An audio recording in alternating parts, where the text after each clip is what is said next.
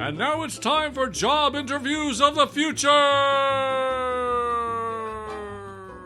Thank you for interviewing with us for the position, but I'm afraid we've gone with another employee. I'm so sorry. Well, that's very disappointing. My qualifications for the job were impeccable. Oh, I completely agree. In fact, you were the most qualified. Well, why did you go with someone else then? Did I ask for too much salary? We can negotiate that, you know. Oh, no, Chuck. You were right in the salary range we were considering. Well, was it my lack of formal education? Oh, heavens, no.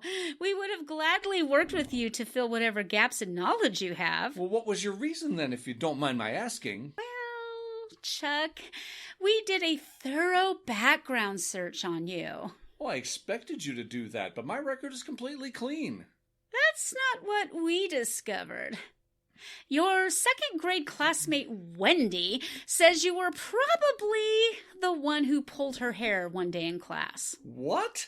I don't even remember a girl by that name from second grade. I barely even remember second grade.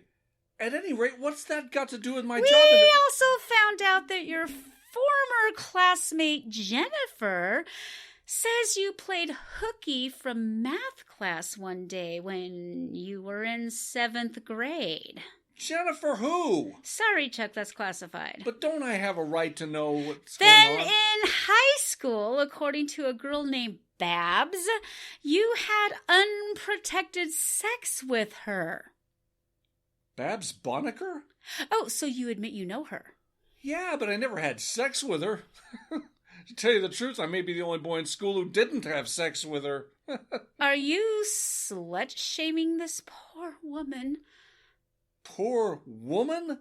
She's making false accusations against me. Why aren't you giving me the chance Our policy is to always believe. Always believe? Even if it allegedly happened in second grade? What kind of nonsense are you spouting here? We now interrupt the sketch to bring you live coverage of the testimony of Christine Blasey-Blah. Dr. Blasey-Blah, can you recall the month and date where this incident allegedly occurred? No, not really. Can you recall how you traveled to and from the house where this event took place? Sorry. I can't say with absolute certainty. Can you tell us in plain English what the hell indelible in the hippocampus means? It sounds like a Pink Floyd song or something. I am afraid the senator's time is up. Now my esteemed Democratic colleague Dick Dustbin has the floor for questioning. Thank you, Senator Grossley. Dr. Blasey-Blah, I want to acknowledge that it took an incredible amount of courage to stand before us this morning with your testimony. You have gained the respect of every man, woman, and child in this sacred assembly today. I predict that in future, every red-blooded American will sing your praises for taking a stand against sexual assaults, whether or not they actually happened. You are truly a saint among women, and in tribute to you, I have composed this choral piece in G minor, which will now be performed by the Minneapolis Gay Men's Choir. Hit it, boys! We now bring you back to the original sketch still in progress. The hell with it. You'll be hearing from my attorneys about this. Rapist. Stephanie, could you bring in the new recruit? Hello, Jane. How are you doing today? I can't say with absolute certainty. Well, I hope you didn't wait too long for me.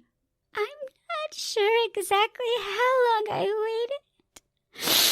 If I had your secretary's notes, I could be better able to ascertain that. Well, clearly you have the vision and clarity of mind we all look up to here. Welcome aboard! This is normally where I would say, tune in next time for... But let's face it, no one would want to tune into this again. Good night, everybody.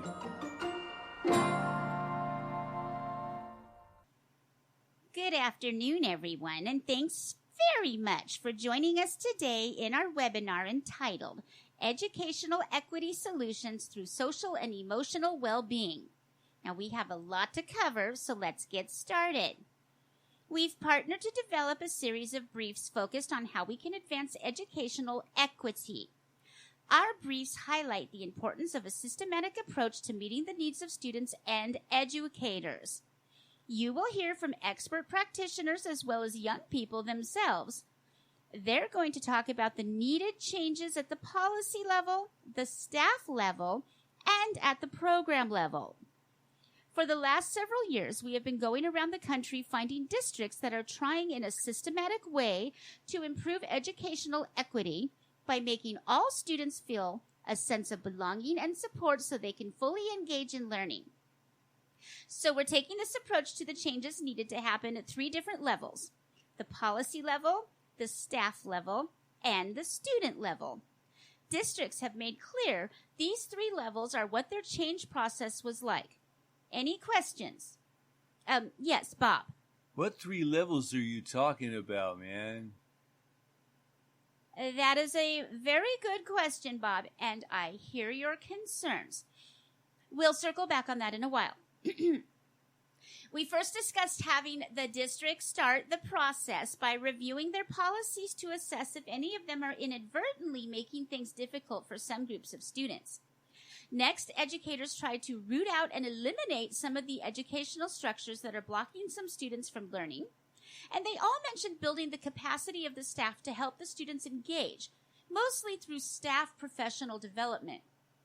But what we also heard was how important it was to pay attention to the staff's well-being, not just the students' well-being. So the staff would have the bandwidth to notice when students needed help and to be able to provide it. You have a question, Martina? How exactly does this improve academic performance? That is an excellent question, and one that this presentation will coalesce around once we assess the permutations of equitable entitlement. My colleague was signaling that staff training was particularly important. She said staff capacity was particularly important when it came to helping students who face chronic stress or chronic trauma and working with professional child psychologists to shift schools into healing centers. One of our briefs highlights how student-trained adults can turn schools into healing centers that engage all students and help them build their resilience to reach their intrinsic potential. Another set of briefs discusses what districts can do to help enrich the school environments by bringing extra resources and supports and opportunities to meet the needs of students and spark their interest in their sense of belonging. Your question, sir. Thank you, Larry. My name is Max, and I am covering this story for CCW News. I have a few questions, if you don't mind, my good woman. Who let the press in here? Okay, go ahead, Mr. Cat. Your briefs would seem to imply that all students would equally benefit from these programs. In other words, that it would be a one-size-fits-all approach. That is correct, Max. We are aiming for an all-encompassing, healing-centric environment. Well, you have mentioned these briefs numerous times, so I am compelled down to the pink pads of my paws to ask you to explain the concept of one-size-fits-all briefs. And what are they made of that you can write so much on so few pairs of underwear? Cut off his feed, please. You have a question, Mr. Costello. So I talked to other educators. They tell me that we are trying to reach a healing-centric learning environment where diversity is cherished and every kid is able to achieve their goals. I pass this to my school board, who passes it on to the principals, who pass it on to their teachers, who pass it on to the kids. The children are now empowered to maximize their learning potential. That's right. I don't even know what I'm talking about. If you don't mind, madam, I have another question. Wait, I thought we cut his feet off? My good woman, I am a respected journalist, but you must understand I am also a cat. I sometimes misunderstand what people are saying. Someone was kind enough to explain what you meant, and I understand what you mean, meow. I can assure you, I meant no offense. Now may I please ask my question? All right, Mr. Cat. Which children do you think will benefit most from this improved environment? Well, although all of our students will ultimately benefit, we believe this will most positively affect our marginalized students. 1,000 pardons, Miss Gunderson, but why would you coat your children in vegetable oil spread? Don't you realize that butter is so much healthier?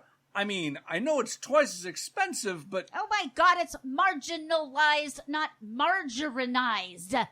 Oh, my sincerest apologies.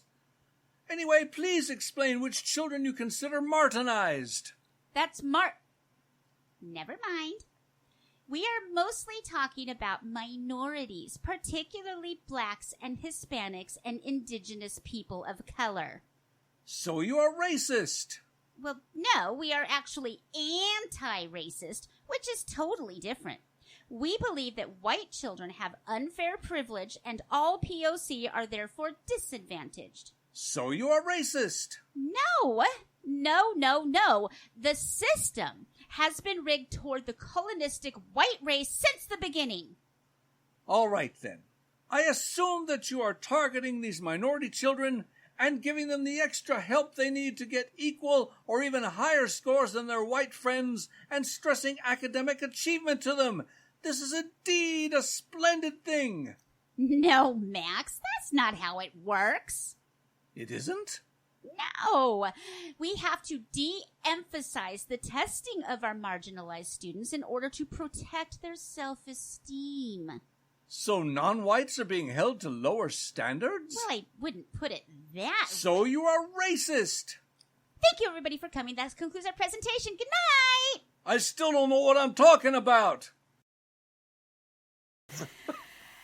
Tonight, everybody, we emerged from a ham-and-turkey-induced slumber. Actually, we didn't have any turkey, just No, ham. we didn't, actually. To bring you a brand stinky new CounterCultureWise. Oh boy, do we have a lot to talk about. VW bugs, Venom Fest, and a 10-year-old midwife. More than you can shake a turkey leg at.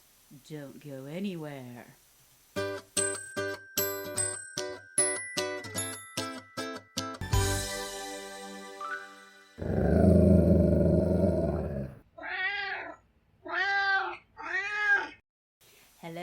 Hello, and welcome to another beautiful, amazing, fantastic evening here in the beautiful state of Texas. We really had a gorgeous day today. We'll talk a little bit about that. I am your hostess with the mostest, Ms. Melanie Hope. And with me, in front of me, by my side, as always, is my best friend, my husband, my co-host, and, of course, my sweet baboo, Mr. James Modus.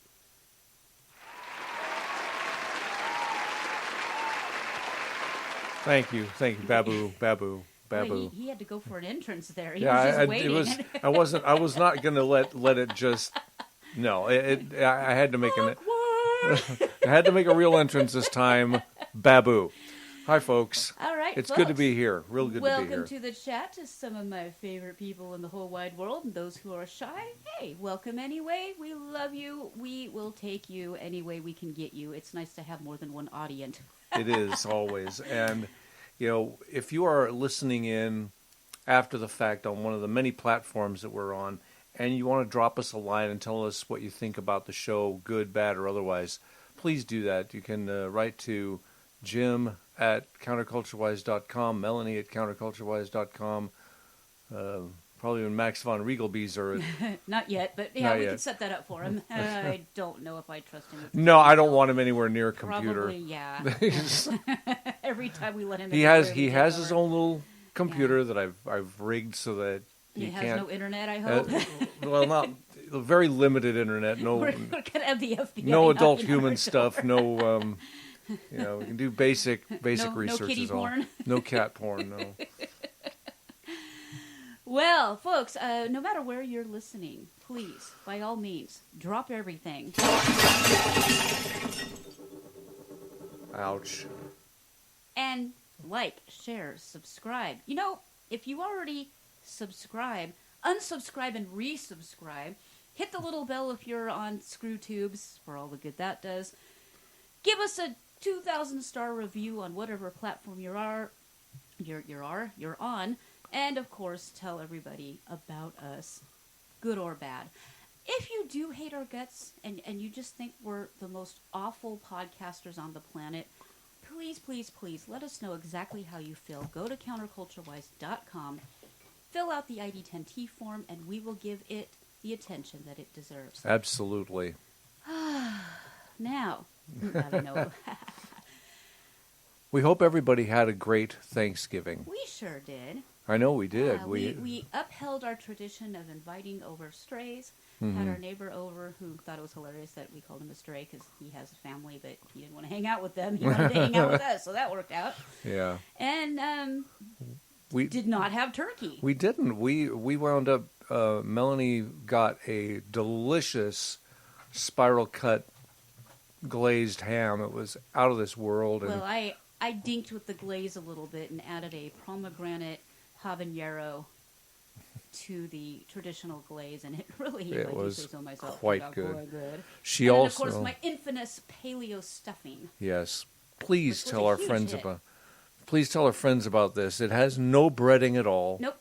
It's It's all- made with sausage and pretty much everything you would get in a fall harvest. So we've got sweet potato, butternut squash, pepitos, pecans, cherries, cranberries, blueberries. What else do we have in there? Oh, sausage, bacon. Yeah, this onions, was of definitely not course. a kosher Thanksgiving. Fresh sage, parsley, sage, rosemary, thyme, and lots of garlic.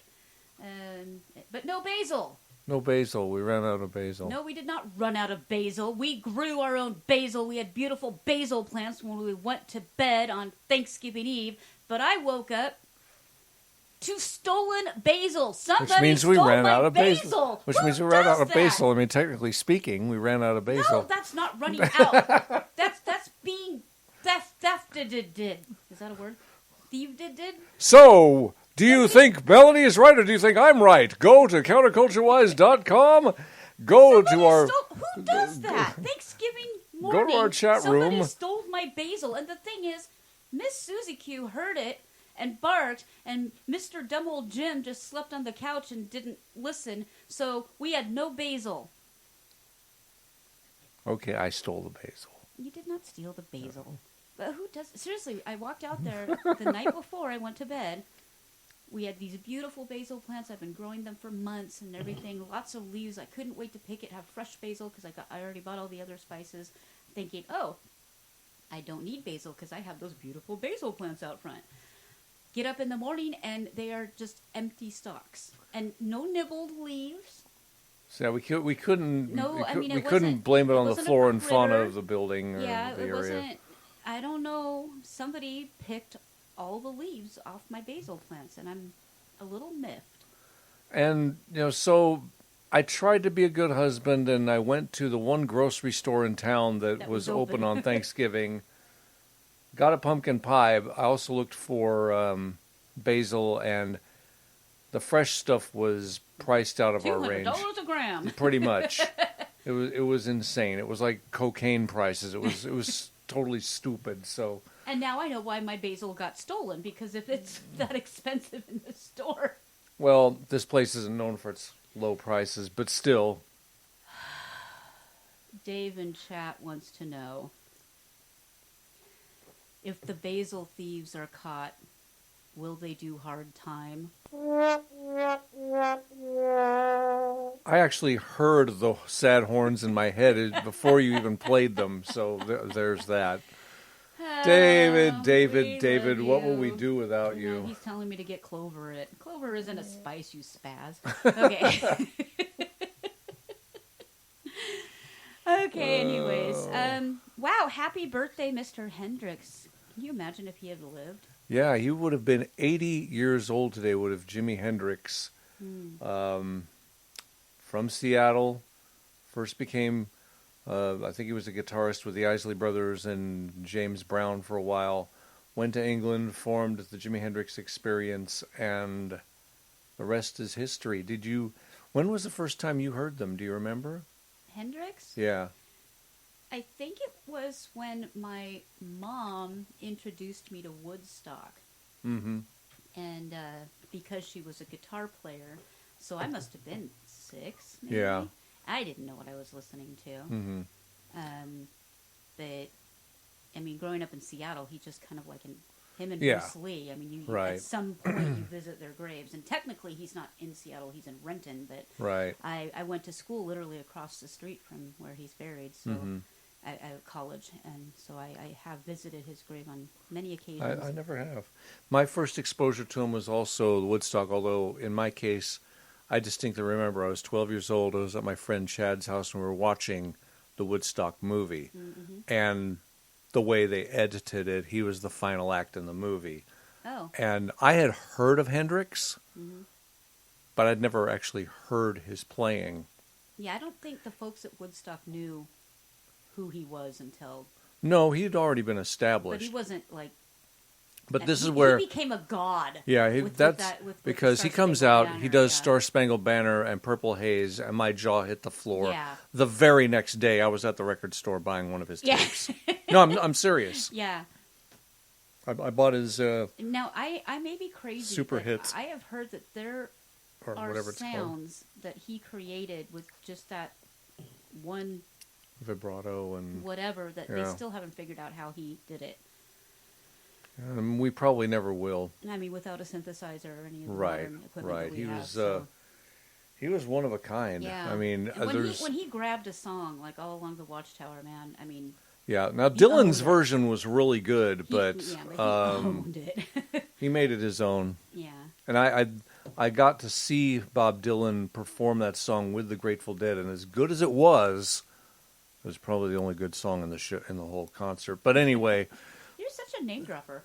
yeah, I know, but it still couldn't hold a candle. As good as a guitarist as Garcia was, there's only one Jimmy. Yeah. What Yeah. a waste. So young. So very, very young. The 27 lost a lot. Club is a rotten place to be in. Really rotten place to be. We lost a lot of amazing people, and from the Seattle area. That's what's so pathetic. Yeah. Something about Seattle. Something in the water, Well, that's which all- falls from the sky. Everybody smells like wet dogs all the time. That's part of it. Oh, gosh. Okay. Well, anybody else that we want to Well, celebrate? I mean, Irene Cara, who sang the theme to Flashdance, which I know I'm a rock and roll guy, but I always loved that song. What a feeling. Yeah. That one, yeah. Yeah. Also was in the movie Fame and sang the theme song. I'm gonna live forever. Yeah, that one. We can only sing a couple of notes because then we get DMCA'd. Only on DMCA. Everybody now. We literally got DMCA'd for that exact song, too. But only on ScrewTube, and who cares about them? I like some of the stuff there, but frankly, since I found a source for watching lots and lots of movies for something... The FBI is listening. Okay, that's right. Yeah. Never mind. It's totally above board and Totally, completely yeah. legal. Nothing to and do with VPNs in Germany or nothing. no, absolutely none of that at all. No, mein Frank. No, absolutely not. So, which is a good segue. I bet you there's a few people listening that are wondering what our thumbnail is about. Yeah, it is really interesting. A lot of left-wing celebrities virtue signal on a constant basis, And they're just so mad at Elon Musk for, I don't know. And it's not and banning leaving Twitter has become the new I'm moving to moving Canada. to Canada, yeah. And nobody cares.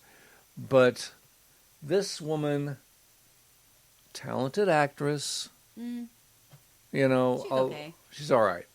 But Alyssa Milano decided to make a big deal about giving up her Tesla after bragging about Let it. me read her tweet. Okay.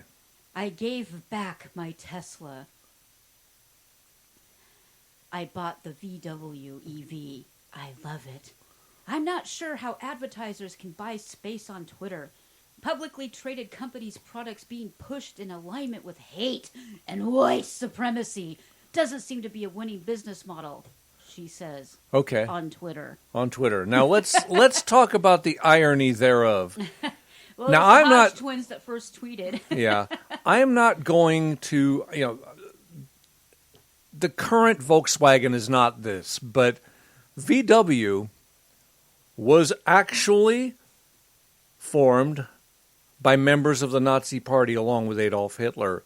It is a genuine Nazi mobile. Now, the current ownership has nothing to do with it. I love their cars. I've got no problem with it, but she wants to talk about white supremacy, so she gets the one Maybe Mercedes-Benz was the same. I don't know. But it's like, first of all, she bragged about having the Tesla in the first place. Then, because only rich people can afford those things. Rich people can afford them. And Rich God people who forbid don't care about customer service, but that's another anything should story. Go wrong with an EV because the batteries cost more than the cars. Yeah. I mean, she can afford it. Whatever. I don't begrudge her that. It's just she virtue signaled herself into ridicule. And there's lots of people on Twitter who are just slamming her face into the car door because she has no self-awareness. I mean, still, I used her Twitter bio pic in the background. By the way, if Fritzy were to drive a car, it would be it would be a VW, but it would be a gas guzzler. It wouldn't be an EV. Oh, yeah, it'd be a diesel. Yeah. And nowadays, who can afford that? So Yeah. she's still on her scooter. So, but yeah, she was looking at that until she found out where it was made, and then she said, "No, I'm not interested. I like my scooter." Yeah. So she wasn't aware of that, I'm sure, but I just find it. Everything is about white supremacy. It's crazy. It's ridiculous. And what I think is hilarious is they changed the headline to be, Republicans are so stupid that they think Volkswagen's still owned by Nazis.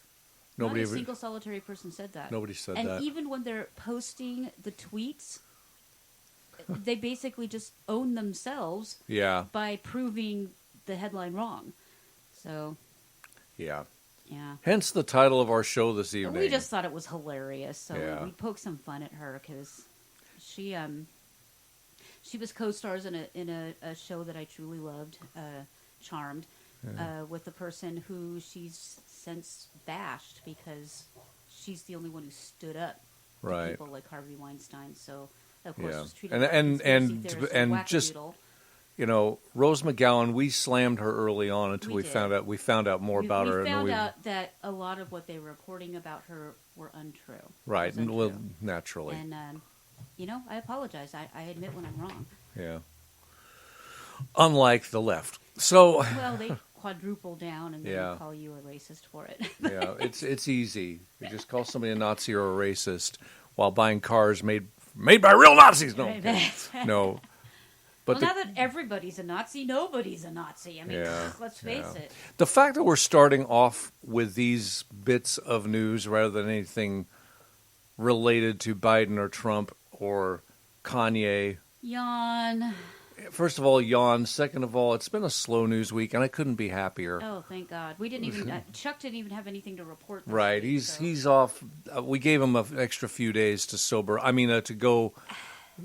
I sent him home with some stuffing. He was very happy. Okay, all right. Yeah, he was very happy.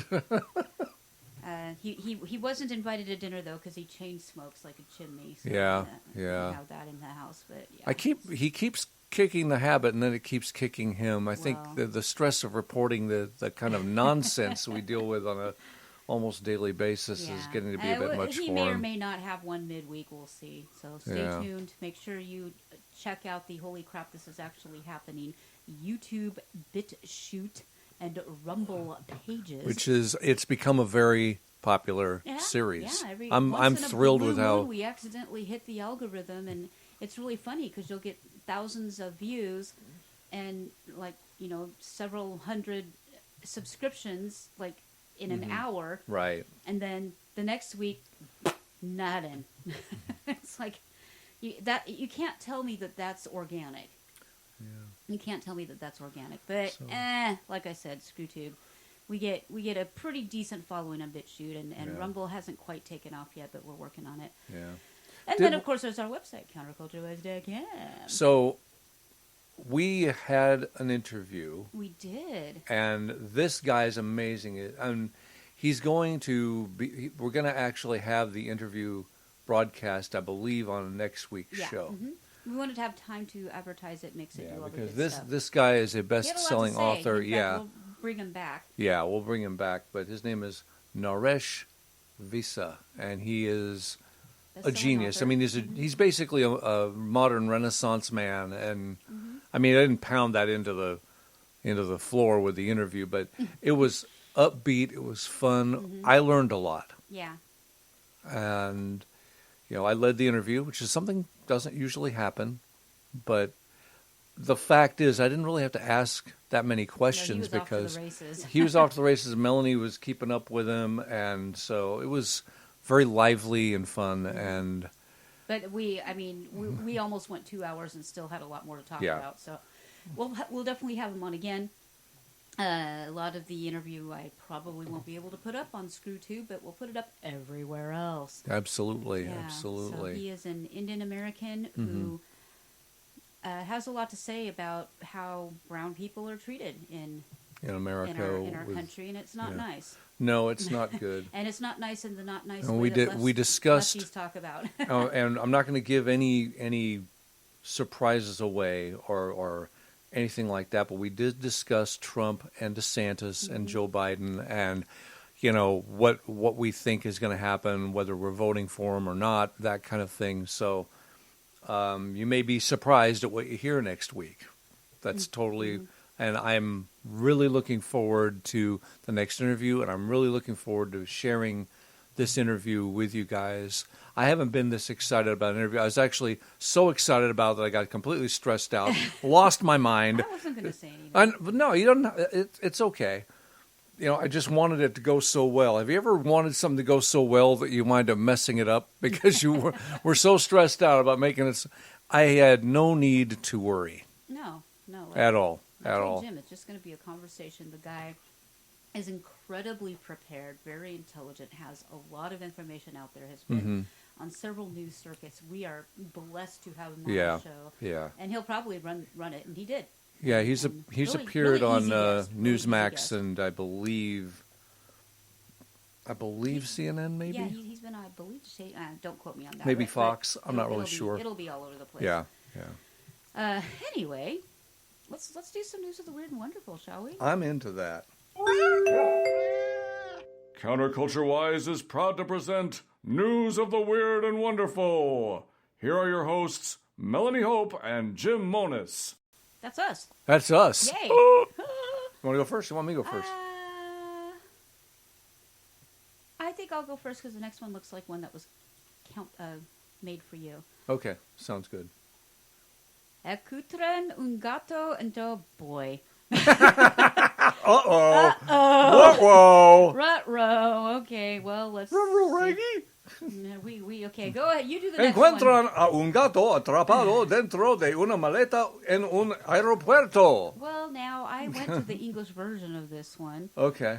Okay. I hope I can find the English version. That's of okay. this. I'll move Okay. forward to the next one. Stowaway cat has fortunate escape after sneaking into suitcase at JFK Airport. Okay, I'm sorry I read that. Oh my goodness, this is so cute. He's an orange cat. Like Macamow. Yeah, they're showing Hey. a close-up of the zipper and his orange fur. The security staff at JFK let the cat out of the bag yesterday after discovering a fugitive feline in a suitcase. The orange tabby had a lucky escape after sneaking into an item of checked luggage. The bag was about to be loaded onto the plane. Thank God they saw him because they Yeah, don't he would pressurize not have made it through. At JFK Airport on Tuesday when the stowaway's fur was spotted poking out of the zip by workers. Okay, now, why are they showing us the X-ray? Because I thought that's where they found him. Transport secured... TSA. Agents were shocked to see the image of the pet appear on their computer screens as the suitcase went through the X-ray scanners. The bag had been checked in for a flight to Atlanta and a further connection to Florida, officials said. The cat did not belong to the individual with the suitcase. It belonged to someone else How weird. in the household that apparently this person had stayed in. Wow, this got 36,000 likes from the TSA. I think what happened because Why does the anytime TSA have a Twitter? I don't know. Okay, I've got to read what they said, though, because it's pretty bad. Go ahead. We're about to let the cat out of the bag on a historic find. While this cat had our baggage screening officers at JFK Airport saying, "Come on, meow."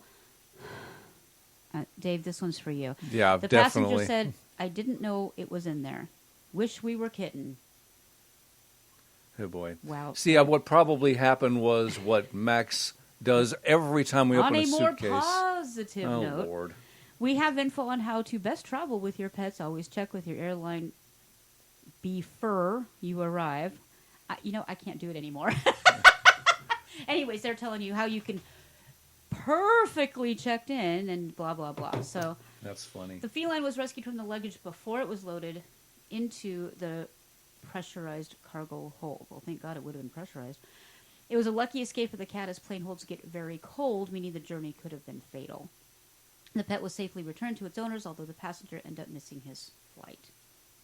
He was able to rebook for the following day, having thoroughly checked his luggage for any furry fugitives. I do remember Max and Maggie trying to sneak into our bags. They do. So Yeah. that's probably what happened, and they can burrow underneath clothing, so it's not out of the realm of And as possibility Dave for in chat sure. says, it was nearly catastrophic. Take it away, Jimmy! And now in a new category. A library in Texas said employees recently found something unexpected in the Dropbox. A Beatles cassette tape that had been checked out 44 years earlier. The San Antonio Public Library said the tape, a recording of an interview with Beatles members John Lennon and Paul McCartney, was left anonymously in a book return drop recently.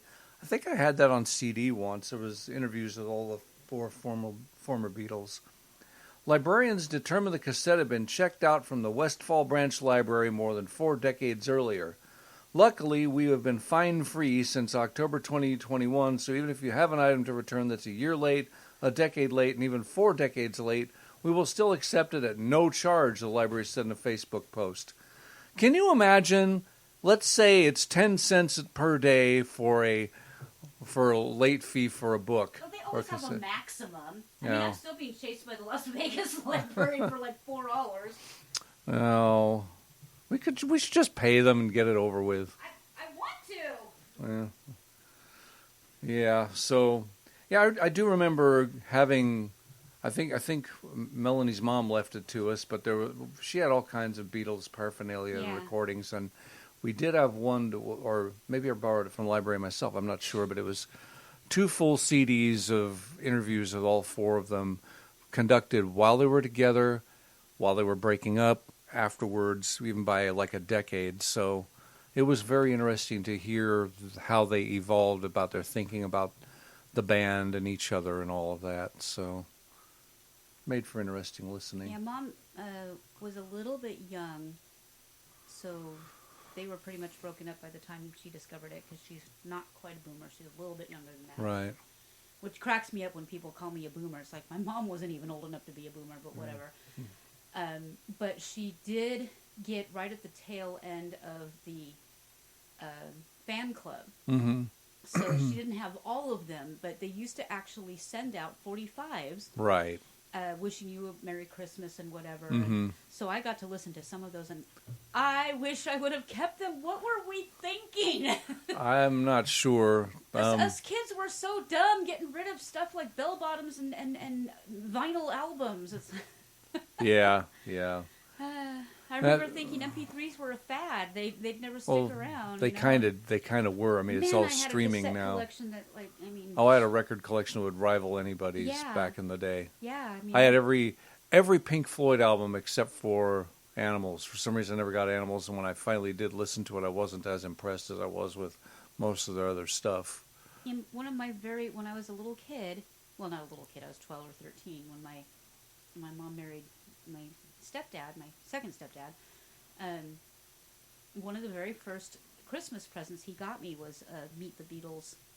It wasn't Meet the Beatles, but it was the Beatles where they're on the. It's the dual album where it has them up on the balcony and it shows them. At Yeah. that point Okay. in the Is it with the short hair or the long-haired hippie one? both.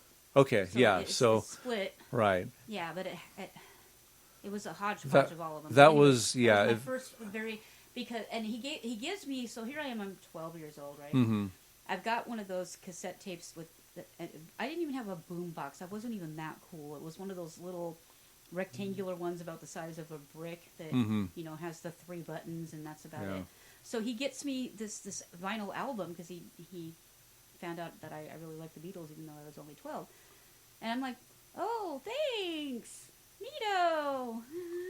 No record player. Yeah, not knowing that since he was moving in, he was going to give me his, what was it, a CD 8-track turntable. Right, with the one of big those stereo speakers combinations. that you twist the wires together and then wrap them in tape and set it all up. Right. Yeah, so he actually gave that to me. That was those. my first stereo. Still love those. With the dual cassette, so you could record from one to the other and make mixtapes. I'm going to show my age as being truly older than Melanie's when I say I had the Beatles 1962 to 1966 and then 1967 to 1970, the Red Album and the Blue Album on 8-track tape. Oh my!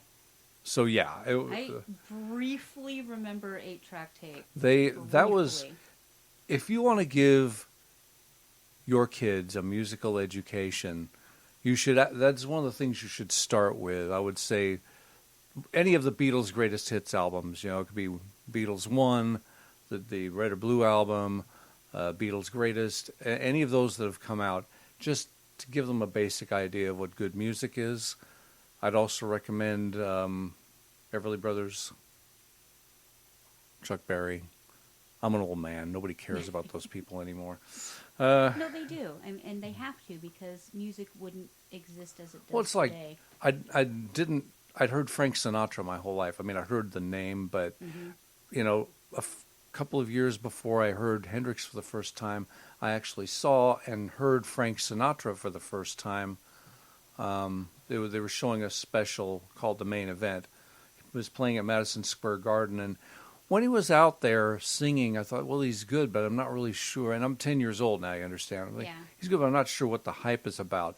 Then I went back and listened to a lot of his earlier recordings and even some of his later stuff. I'm like, okay, that's where Neil Diamond and Billy Joel and countless others got their... That's where they came from. Yeah. Of course, Sinatra got a lot of it from Bing Crosby, but that's another discussion for another Bing, time. I've always loved Bing, but... Yeah. Oh, it's just coming up, guys, and we're seeing the trees go up. So, we actually priced Christmas trees. And this was at a discount grocery store, and it was yipe. I guess I'm spoiled, because I grew up in Washington State, where you just grab an axe and go get yourself a tree. Knock the squirrels out of it and call it good. And now it's like $180 for a 6-footer. It's like, what the hell? Well, when we lived in the Seattle area and then in Vegas, we got it in Vegas. We got it in Vegas. An upside-down plastic Christmas tree for cat avoidance. Kittens, yeah, so it hung from the ceiling upside down. And we liked it. And I'm not sure why we left it, but anyway, I guess because it was just taking up space. Because we were worried about how much it was going to cost us to move it. And then we ended up with everything in storage for a year, so... Now we know. So I think we're going to wind up taking the artificial tree route again. And maybe we'll see. But we'll see. I mean, because I think it might have been sticker shock because it's the early days of the early days of the Biden administration. We don't need one that's gigantic. No, we have quite a mass of ornaments because we've been together over 10 years, and I always fantasized that I would have a tradition with my loved one of an ornament exchange, and so he was on board with it the first year we dated, and we have literally exchanged meaningful ornaments. Wait till you see what I got you. Mine's more of a joke, but I think you really. That's fine. Yeah. As soon as mine arrives in the mail, because I ordered it from Etsy. I think it's the first time I've ordered anything from Etsy. Well, I love Etsy. I got all of our counter knobs and all of our. It's good stuff. It's fun. I mean, it's a lot of fun. There's a dude who actually forages steel and metal and things on there. So all of our, since we live in a farmhouse, I thought I'd go kind of the rustic look. Yeah. Really great stuff. Yeah. All right. I don't know why this isn't Weird and Wonderful, because the headline makes him sound like a jerk, so let's find out. Internet users are divided on whether or not a woman was disrespectful to her family for leaving a Thanksgiving celebration abruptly due to the presence of her sister's dog. I already hate her. But then again, if it was a yappy chihuahua, I can't disagree. Okay, so this is a Reddit. I'm not going to read the names because they're dumb. There is a subreddit called Am I the A-Hole? And basically people are trying to get confirmation that they're not jerks for doing really jerky things. Right. Anyways, this actually occurred on Friday after Thanksgiving. The woman in a post titled AITAMIB, we're going home because of my sister's dog being at Thanksgiving, explained that she does not like dogs in general and that her 29-year-old sister has a dog that she says her world revolves around. How do you not like dogs in general? Sometimes people just don't like them, like some people don't like cats. I mean, I you know. can't imagine. I can't imagine. But here's the thing. If you're petty, So to speak. so petty that you don't like pets, then don't go. Just say, no, and I don't want to, I'm really trying, and I don't want to come to your house because I can't handle myself. All right, the dog sheds a lot, the original poster wrote, also noting that she'd previously found dog hair in dishes that her sister prepared. That's icky. I would not allow that. I don't eat food from my sister's house, she said in her post. I've found dog hair in her cooking before, so I gently pass on her dishes. Privately, I have told my mom that I don't like her dog around food, and I won't eat my sister's dishes. And your little dog, too! Yeah, Anyway. She sounds very pleasant. Yeah. Thanksgiving dinner was to be held at her parents' house, the poster explained, saying that when she arrived, she found her sister helping to prepare the meal. Next thing I know, the dog is trotting through the kitchen, the poster said. This whole situation was too much, and I told them I wouldn't be eating this food, she wrote. I wonder if her real name starts with a K and ends with an N. Well, we'll never know. Then ask why, I tell them why, the poster continued. My sister says I'm blowing things out of proportion, you were. Mentions a lot of people eat food prepared while dogs are nearby. They do. I tell her I'm not one of those people. She left the house at that point, she said, although she did leave the pies she brought for the meal, she noted. Which they probably wait to throw at her in her face next time they see her. Others in the family did not receive her decision well, she wrote. When dinner was supposed to happen, my phone was blowing up, and I was told that I should have just dealt with it by multiple families. So am I the asshole? Yes. Yeah, yes, you are. Okay. yes, you There are. are people who don't want somebody else's dog inflicted on them. I get it. Some dogs are undisciplined. I do not like people who let their dogs jump on them, and that is one of my biggest problems with our puppy right now is she loves everybody and wants to jump on them, and I am working really hard to keep her paws on the ground because I don't appreciate it Right. when other people's dogs do that. Especially because some of these dogs don't realize how big and strong they Yeah. are. They could literally knock And, you down. You know, she's not huge, but she's not little. Right. She's a And good 40 pounds. That's not a small critter to have jumping on you. now, especially on if the you're other a kid. hand, if she had respectfully asked her sister not to bring the dog, or if the parents had asked her not to bring the dog and she brought the dog anyway, that's a different story. We don't know all the details, but generally speaking, See, that's the thing, though. I come from a family where the pets are part of the family. right, So if right. I were to have come without Abby, or Felicity had come without Jezzy, everybody would be like, "Where are the kids? Why didn't you bring your dogs?" we have friends in Vegas who, when they have Thanksgiving every year, they had a turkey fry, and we'd come in, and they Abby would be would upset. bellow the ball, They yeah. would be upset if we didn't bring Abby. Yeah. So it's like, But you then know, there's other people that it's not dog friendly, like your work Yeah. picnic. Right. Flat out said, don't want dogs, even though it's outdoors next to a lake where the dog would have had a blast. But, whatever, we'll respect that. But this is different, Yeah. Why would you leave just because you saw the dog? she must have some kind of hidden phobia about dogs. I mean, that's one. I mean, I'm not a psychoanalyst. Anyways, they said the replies were all over the map. Sounds like your sister has a messy house and the dog is not properly groomed. How does it sound like that? I read the entire post. She didn't say anything like that. Right. You shouldn't have to put up with the dog mess. Another chimed in, emphasizing with both the poster and the family.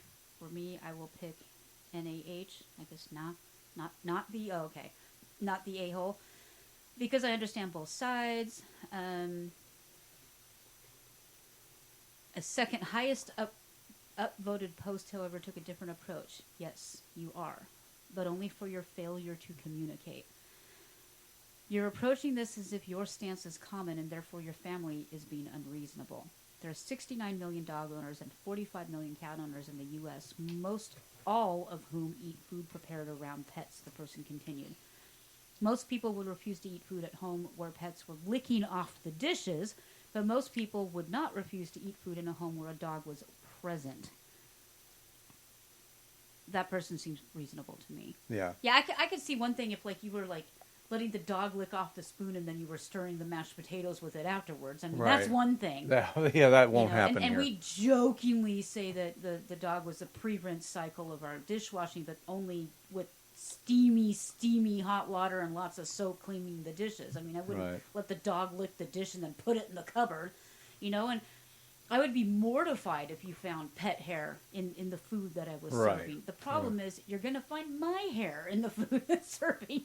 You're going to find Jim's hair everywhere in the house, wherever you look. You can't avoid it. Because it's all falling out. Literally everywhere. It's not that bad. It's not that bad. All of Jim's hair, from the tippy top of his mostly balding head to his eyebrows to his mustache, all the way down to his toes, it's all short and curly. All of it. Short, curly, and gray. So you don't know where it came from. So when Jim's hair gets around the house, you're like, I hope this came from his ears or his head or his eyebrows, because it's all short, gray, and curly. All of it! I don't know. Anyway, I'll leave it there. No comment. No comment. So we've revamped our studio in one minor way. She has a painting on one side of a board, and I have a dream board. So we hung a kind of like it's not really a canvas because it's thicker than that. Yeah. But the reason we did that is because there are times when my students overlap with his last hour or two of work and just couldn't hear each other. So right. This is kind of our sound barrier-esque without really dividing the room, because we're still able to see each other on his not work desk. But I have fun things on here. So I asked him, well, do you want the side that has the painting, which is a beautiful desert landscape with red... it is gorgeous. It looks like red rock, basically. Yeah. Or the back side, which is just a blank white slate.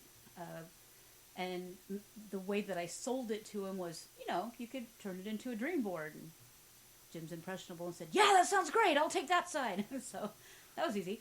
Yeah. So I've got 2 guns, a bass guitar. And since I don't know what vehicle I really want right now, I just grabbed the Jeep logo and slapped it up there because I don't know what I really want. I want a Jeep, but I'm not sure which one and how old or how new. Among a few other things. All right. Well, let's head on into more wonderful than weird. All right. Okay. This is facetiously wonderful. I think it's hilarious. All right. This is I swear to God, it's so... I had an iTunes account once, and they kept jerking around with my password, so I stopped using it. I downloaded... I can never get my password to work on them or Microsoft. Yeah, so I'm kind of done with Apple. I never really joined their cult of having to stand in line waiting for the newest, shiniest iPhone. But anyway, many shoppers looking for Apple's latest high-end phones returned empty-handed from its stores this Black Friday as the technology company struggles with production snafus in China. Aww. Snafu means situation normal, all fouled up. That's what snafu means. Among them were Sally Gannon and her son Michael, who were visiting an Apple store in Bethesda, where they found no iPhone Pros in stock. Similarly, Abisha Luatel wanted to get an iPhone 14 Pro for her 21-year-old cousin. Well, I don't have any cousins like that. Anyway, but the Apple store she visited was out. She purchased an older version. Seriously, the 12 thousands instead. of dollars? They're the Pro models are over 1,000. The Pro models are over 1,000. The iPhone shortages are accelerating and were front and center this morning on Black Friday across many retailers. Did they run out of Apple slaves? They run out of child slaves? I don't know. I think it's just there's a shortage of materials to make the product. Golly, I wonder what causes that. Yeah, gee, I wonder. We believe many Apple stores now have iPhone 14 Pro shortages based on model or color or storage of up to 25 to 30% below normal heading into a typical December, which is not a good sign heading into holiday season for Cupertino, he said, referring to Apple's headquarters. Shares of Apple ended down 2% after its supplier Foxconn flagged on Friday that the iPhone production will be further hit due to worker unrest at the plant. I think they need to strengthen the nets. Anyway. Did the children need naps? Yeah, I don't know. Foxconn's plant in China makes Apple's premium models, including the latest iPhone 14 Pro, a source told Reuters. The plant, the world's largest Apple iPhone factory, has been grappling with strict COVID-19 restrictions that have fueled discontent among workers and disrupted production. They brought it on. It's going to be the last to leave. Ahead of Christmas and January's Lunar New Year holiday. At an Apple store in Bethesda, Maryland Mall, an employee said there were almost no 14 Pro and Pro Max in stock. Another employer at a store in Raleigh, North Carolina, said that iPhone 14s were in low stock, while the iPhone 14 Plus was completely out of stock, etc., etc., etc. It's like this is a little bit of Schadenfreude on my on my side that I'm like, wah! Well, I don't understand. I mean, Melanie and I have gotten to the point where we need a new phone. We just grab some mid-priced Android, phone, whatever, sometimes used, yeah.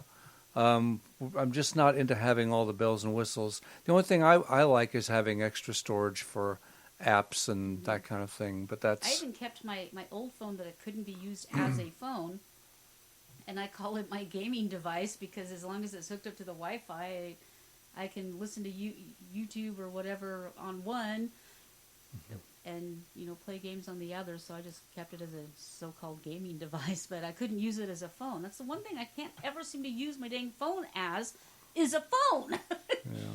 It'll ring and you're like swiping and stabbing and poking and Yeah, I'm happy. I mean, I got a Motorola. It's just one of those ones that you get at a low price for joining up with a wireless carrier. Well, I was looking at how much phones cost, and I'm like, I am not paying that much for something that's going to be obsolete in 6 months. Right.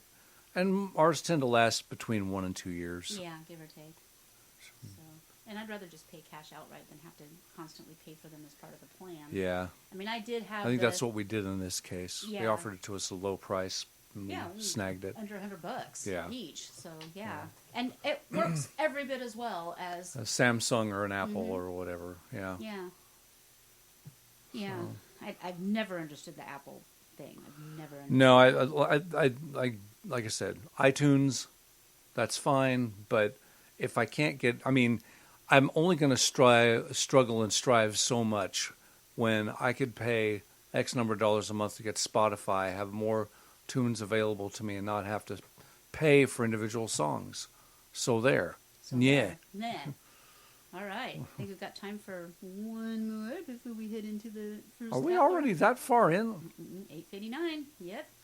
So I'm a little curious about this one because I thought most fire departments had a fire dog, but apparently this one's special. A 2-year-old black lab named Cosmo. Did you send this one, Susie? A 2-year-old black lab named Cosmo helps Durham firefighters with trauma they've seen. So our fire department now needs emotional support animals. You're dragging dead bodies out of burnt buildings. I think you have a right. Okay. just putting that out there.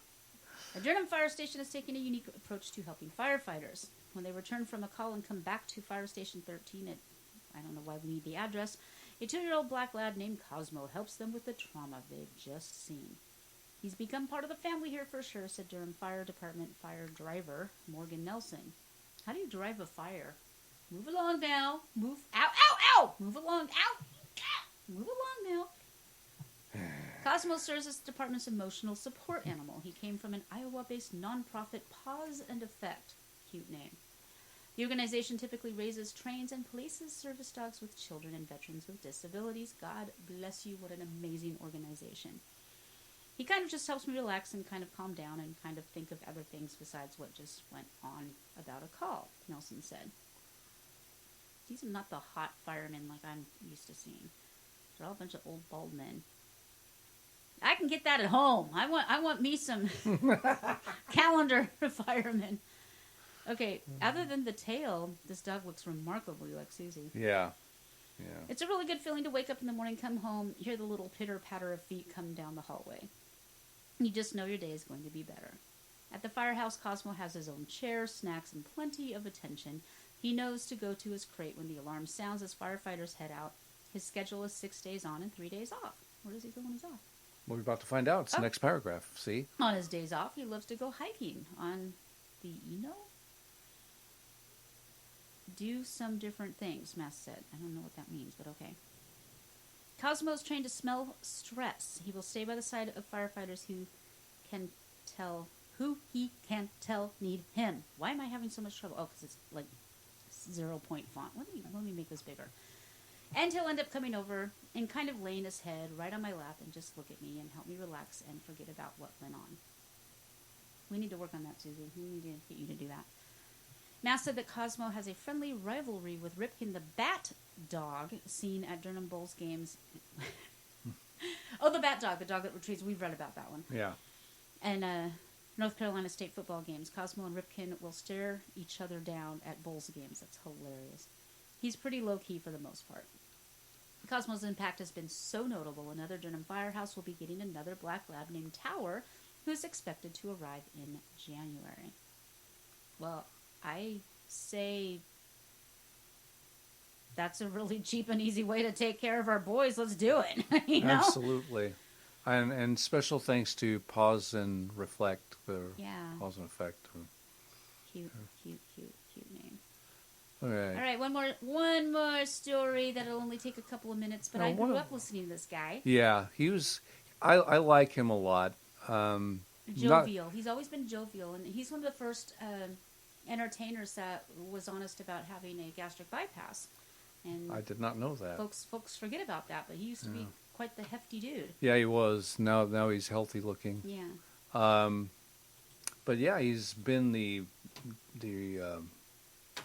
Macy's Thanksgiving Day Parade. Right. 27 years. So Al Roker, I was trying to think of the word meteorologist and came up with radiologist and the other thing, biologist. I couldn't come up with. That's crustacean Scientologist. Yeah, but I yes, but I was trying to find it and just gave up. And as soon as I gave up, it came to my brain. Anyway, Al Roker from the Today Show, one of the most pleasant people on a news show ever, released from hospital after missing his first Macy's Thanksgiving Day Parade in 27 years.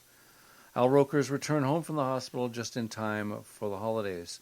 Throughout November, television host has been missing from the Today Show, and yesterday, the jovial meteorologist didn't appear at the Macy's Thanksgiving, yesterday being Thanksgiving.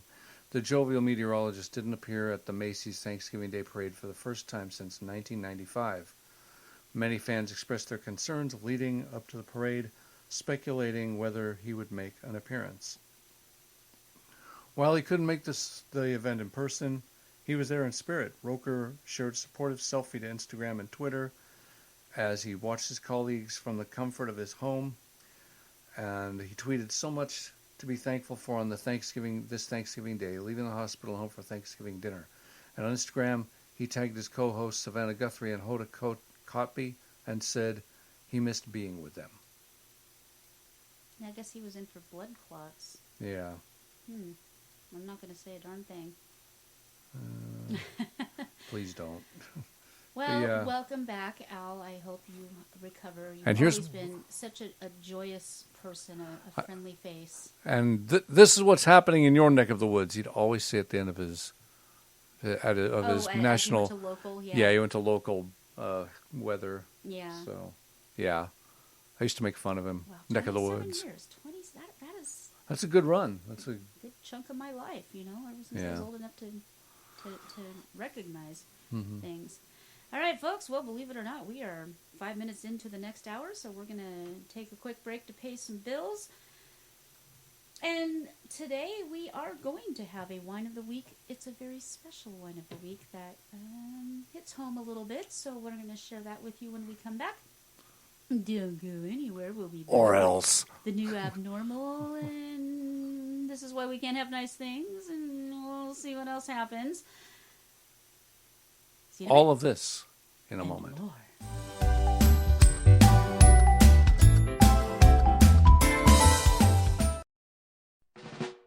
Leaders, listen up.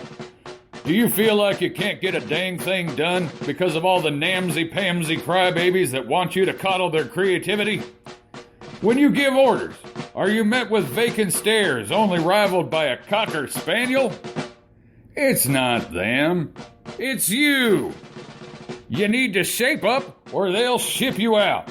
Read the Sniper's Guide to Leadership, and you'll become a more effective leader, communicator, and motivator. Forget SMART goals and learn SWIFT goals.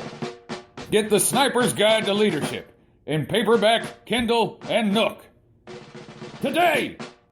When a disaster happens, are you ready? Do you have the supplies you need to keep you and your family safe and survive? The Zombie Outpost store in Wilmington, Ohio, at Cedar Creek Flea Market, stocks quality gear you need to be ready for the next emergency or even a camping trip.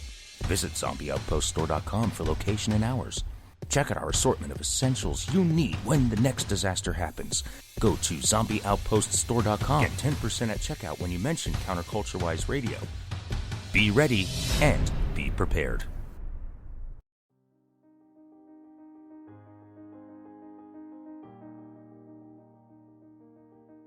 These are triggering times. Between mean bosses forcing you to work your full shift as scheduled, having to actually be considerate to your fellow human beings, especially your friends and loved ones, and also having to constantly endure microaggressions from people who honestly believe they're innocent and have the best of intentions, not to mention Orange Man bad, the world can make you want to pull your blue hair right out of your head, bark like a dog, and scream "ree" at the top of your lungs. Yes, the world is a scary place, but your car doesn't have to be. Introducing the Toy Motor Safe Space, the first SUV designed and marketed for millennial college students and the professors who inspire and influence them. With 23 cubic feet of storage space, you'll have plenty of room to store your picket signs, your crayons, your stuffed animals, and your emotional support iguana. Each seat has its own retractable blankets and booster seat-style double seat belts to cradle and comfort you. The bubble wrap-enhanced bumpers will give you that college feeling even when you are on the road. Additional safety and comfort features include our patented RE horn, allowing you to make your presence known without a toxic masculine blast, a state-of-the-art smart sound system that automatically blocks out conservative talk show hosts and country music, and of course, bad year tires, the tires that always veer left. This fine SUV is solar-powered, and when the sun isn't shining, your retractable blankets allow it to be wind-powered. It's a virtual Green New Deal on wheels. Our premier model is available in your choice of Lives Matter Black or Antifa Blood Red. Arrive at your mostly peaceful protests in style and comfort with the new Toy Motor Safe Space. Toy Motor, where do you think you're going? Hi, everybody. This is Fritzina Fluffybottom. Did you know that we have a Subscribe Star? We do! There are lots of fabulous extra things on there that you can't get anywhere else, like outtakes, new books, and extra videos. And you can sign up for as little as $1. Our entire show is funded by you, our loyal viewers. Please make sure you sign up today so that Mommy and Daddy can get me shiny new belts for my collar, extra feathery toys, yummy crumbly cat food bowls made just for kitty cats, more cow pillows for my couch, name brand albacore tuna, my own pink news desk, stuffed animals that look like me and my big brother Max.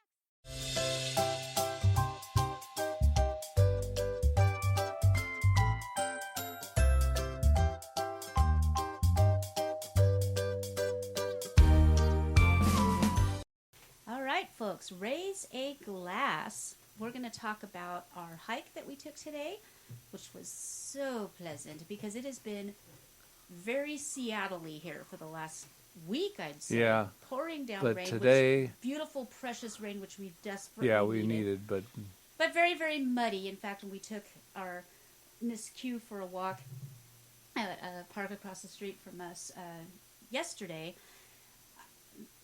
of course, I was barefoot, and the mud was so sticky and full of clay that I practically made myself cement shoes just by walking in it. Who's got a problem with that?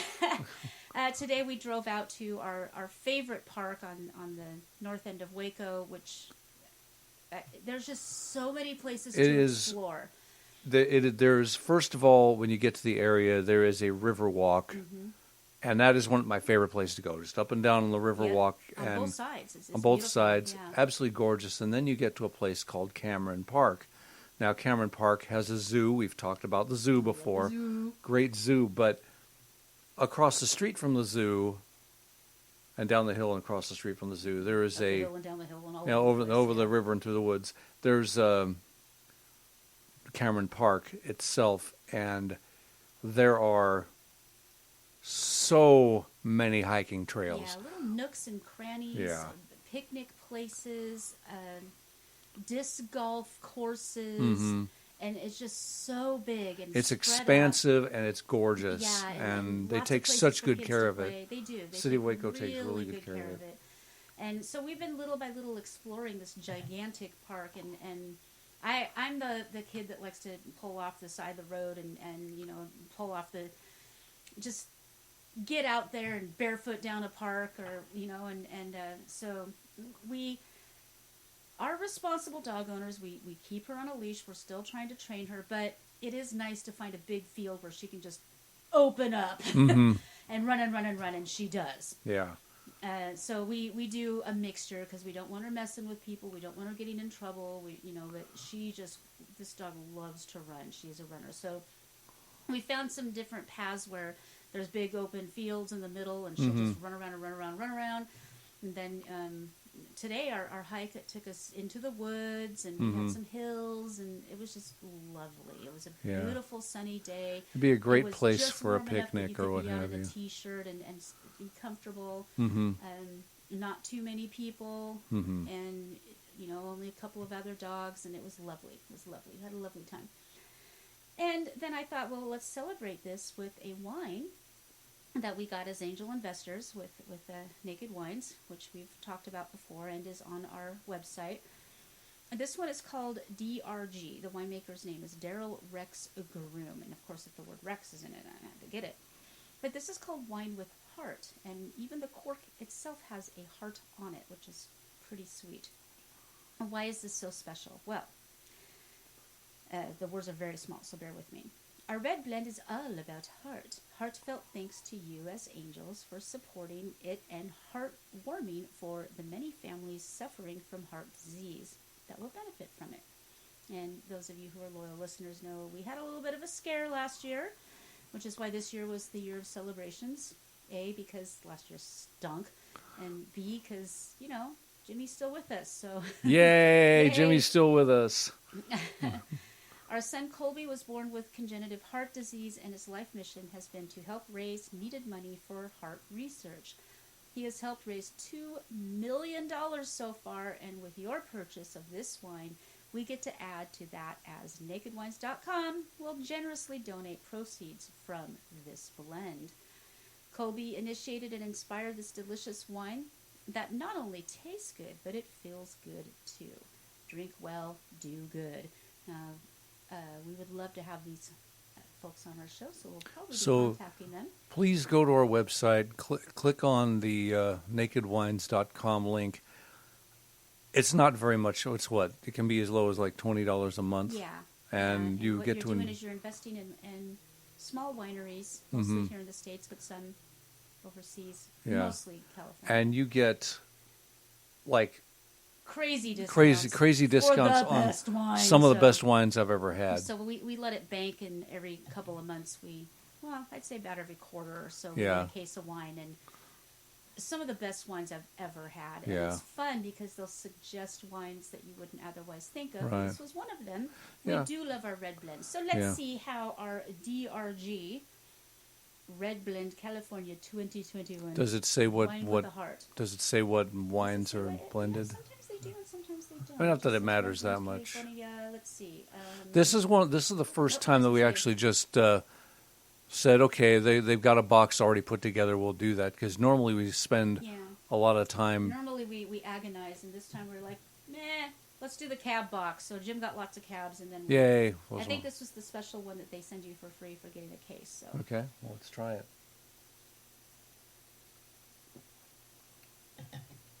I I'm in think love. It's bloody fantastic. I'm in love. Mm-hmm. That is This really, definitely really one we'll good. get again. So we recommend this. Head on over to CounterCultureWise.com. And if you click our link, you get a big old fat discount for signing up. I think your first case is like insanely cheap. Mm-hmm. And then you can choose to be an angel investor, which is just a little bit off your card every month. And then it gives you like 50% discounts on some of the best wines. These wines would sell for $50 to $60 easily not a in a lot of sponsor, but cases. we take them in a heartbeat. Well, they kind of are. Plus, I like being called an angel investor. Mm-hmm. As we call an angel anything. Yeah, my halo's held up by my horns, but you know, I'm a ginger. I have no soul. I had to buy one. So, Angel Eyes, let's continue. Ooh, you haven't called me that in a long time. I know.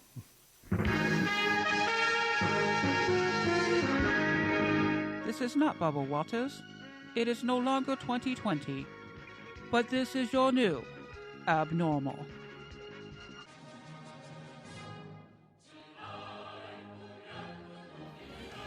I got them $1.9 trillion in relief so far. They're going to be getting checks in the mail that are consequential this week for childcare. A lot has been happened already. Number one, I'm going to be going around the country, spending time making the case to the American people that this just isn't about showing an identification that this is who I am when I vote. This isn't just about whether or not, you can provide water for someone standing in line while they're waiting to vote. This is about who gets to judge whether your vote counted after it's been cast. Just remind them, I wrote the bill on the environment. Why would I not be for it? And I've loved kids jumping on my lap. Employers can't find workers. I said, yeah, pay them more. This is an employee's bargaining chip now. I'm sorry it takes so long, guys, but everybody knows I like kids better than people.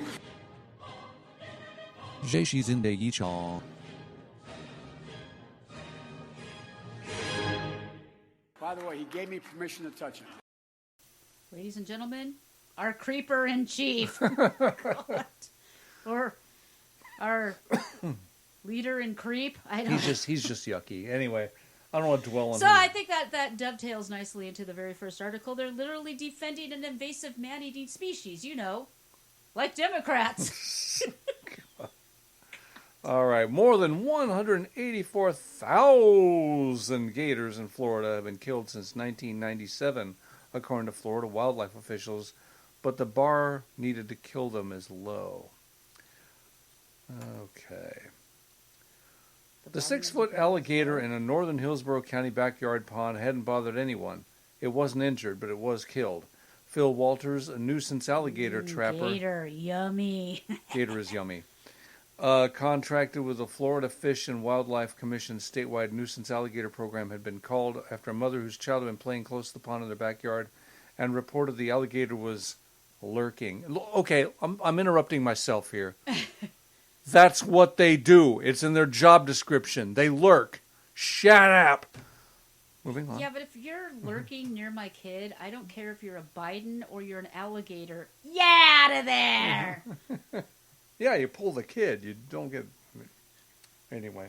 I mean, they'd be all upset if the alligator ate the kid. Well, no, they're Democrats. They'd probably be okay. It depends. I mean, I don't know. Did he bite off his willy? Because now he's a girl. Are you a boy? Never mind. A crowd of around 30 gathered when Walters tried to trap the alligator, he said. Some asked why he was there, saying the alligator had been living in the pond for some time and never been an issue. Are you trying to catch the gator? Walters said. Some of the crowd asked him. Well, yes, I am, Walters said. Why are you trying to catch it? Walters remembers the person asking, I like that gator. I like that But gator. the Wildlife Commission had issued a permit to trap the alligator when the mother called the nuisance when Karen called the nuisance alligator hotline. The bar isn't set to... Now, would you be calling her a Karen if her kid got bitten by the dang alligator or died? Would No. she be a Karen then? No. Okay. These things attack children all the time. That's because the parents are crappy and let their kids get near them. Well, they're lurking. How would you know the kid got near it unless you saw it lurk, and once you see it lurk, you get rid of it? Are you on the gator's side? I am on the gator's side. This rare moment was brought to you by CounterCultureWise. Please come to our store and buy our crap. Moving on. I'm on the eating gator side. Well, I mean, once it's been trapped and killed, yeah, why not? I mean, yeah, you know, exactly. alligator bags and stuff. A nuisance alligator is defined as one that is at least 4 feet in length and believed to pose a threat to people, pets, or property. Hello? Okay, let me put it this way. The alligator ate Max. Now are you a Karen? My cat would not be that dumb as to go near an alligator. They don't go Certain near the other black alligator. dog type pets in this house might. But Max, he hasn't lived this long by being careless. Okay, once he jumped in front of a moving car. That was Once. Twice. 3 times an orange one. Yeah. Anyway, yeah. And alligators aren't good at what they do because other things are dumb. They're good at what they do because they lurk. She's actually trying to get me to change my mind live on a podcast. Mm-hmm. Yeah, well, moving on. It's happened. Yeah, not tonight. I can't believe you're on the gator's side. Well, what's she doing? Like letting her kid near? Never mind. Okay, the gator was near her kid, not the other way around. She's not like, oh, Billy, go play next to those nostrils pointing out of the water. That's not how that went down. Sounds like a crock to me. Moving on. According to Wildlife Commission data, We still have hashtag Team Max going on. 184,047 nuisance alligators have been killed from 1990. Over 184,000 Karens have called to get these alligators destroyed. And as the state has seen... I can think of a lot of other nuisances that I'd like to call. Well, you're married to me, so tough. And as the state has been a recent population, there are times when it's justifiable That's to trap since 1997. Come on. They're making it sound like it's a massacre. Okay, I guess I guess it's okay. It's been that's a Yeah. long period of time. Yeah. Anyway, as the It's state not has like been we're a the recent... alligator Hitler over here. Come on. Yeah. Some Floridians valleys that alligator newbies are calling the nuisance hotline unnecessarily. Some call the number just for seeing an alligator at a lake. Yeah, That's what I'm talking alligators about. don't go in lakes. Those are...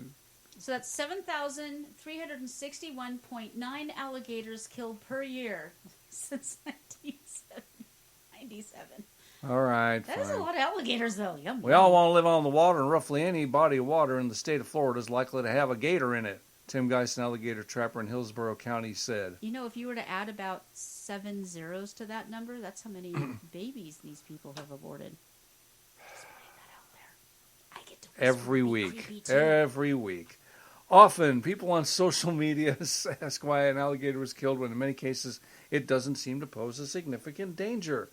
But Bennett suggested the duty of limiting the number of alligators killed falls on Floridians not calling for a trapper when they don't need to. Alligators are part of life as Floridians. It feels like part of my duty to coexist, Bennett said. Being in a position where the American alligator population can easily... Just like bison and cattle are part of our life here as Texans, and they're still yummy, and I'm still going to... Jane, you ignorant slut! Anyway, being in a position where the never mind. It's alligator population. Okay, I think the problem is they're calling them nuisance alligators. They should call them treacherous, murdering. That would be lecherous, different if you're just a nuisance. I mean, Biden-esque. Yeah, because nuisance sounds so benign. Yeah. It's like, oh, he's looking at me funny, and I and don't for like being a nuisance, and they all gathered around me in the Group W bench. Oh, I bet Nick. Oh no, Nick isn't doing that show anymore because every year he would run his version of that. We listen to it every Thanksgiving. We do. We almost missed this year. So these poor nuisance alligators. Yeah, anyway. All right. Okay, well, getting back to Biden. Yeah. Eagle Pass station agents conducting line operations on November 16th encountered a group of 17 migrants attempting to avoid detection and apprehension, according to a statement obtained from Del Rio Sector Border Patrol official. If you start the word with an you can't say it anymore. It's officials. Officials. Two sips of wine. Don't turn it people. off, officials. 2 sips of wine. Holy crap. Hashtag save the keyboard. Okay. I really like this keyboard. During processing, the agents identified one of the migrants as 49-year-old Carlos Francisco Zelaya Salinas, a Honduran national. A records check uncovered a conviction from a court in Houston. I'm going to make this bigger. This is like my 0-point font here. In Houston for an attempt to commit indecency with a child exposure. She was 16 years old. Leave her alone. Officials reported U.S. Immigration and Customs Enforcement and Removal Operations officers deported Zelaya Salinas to Honduras in 2011. That same day, Eagle Pass South Station Border Patrol agents arrested a Mexican national as he attempted to avoid detection and apprehension after illegally crossing the border from Mexico.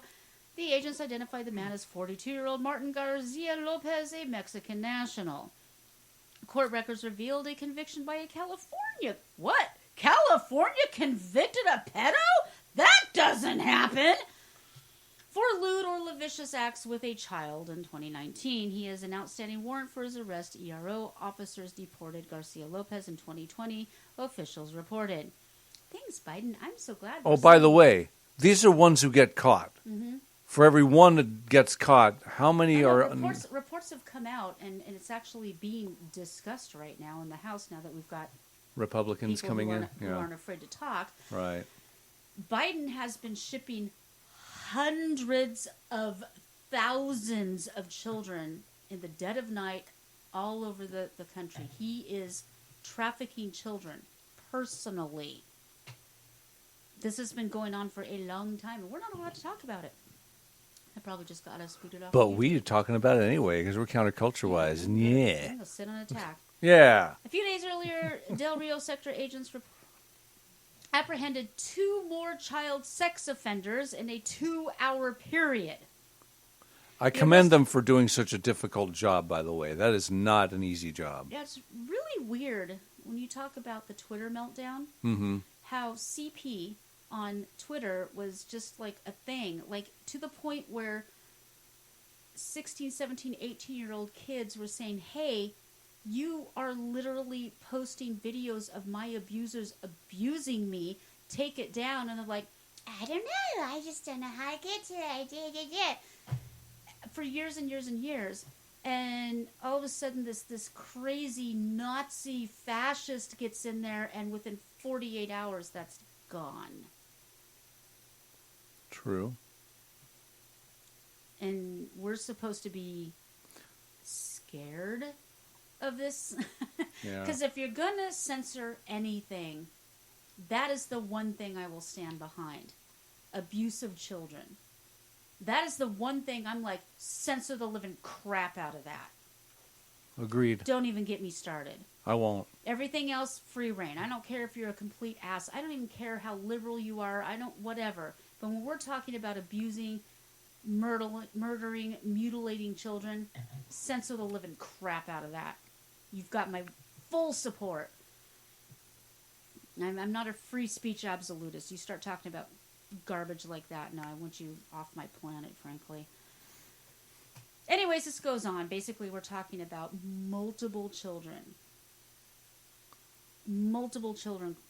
being trafficked by these monsters, these sickos that our current brain donor in chief is just letting waltz over and flip us off as they do it. And if you think I'm being hyperbolic, I've got video of them doing exactly that.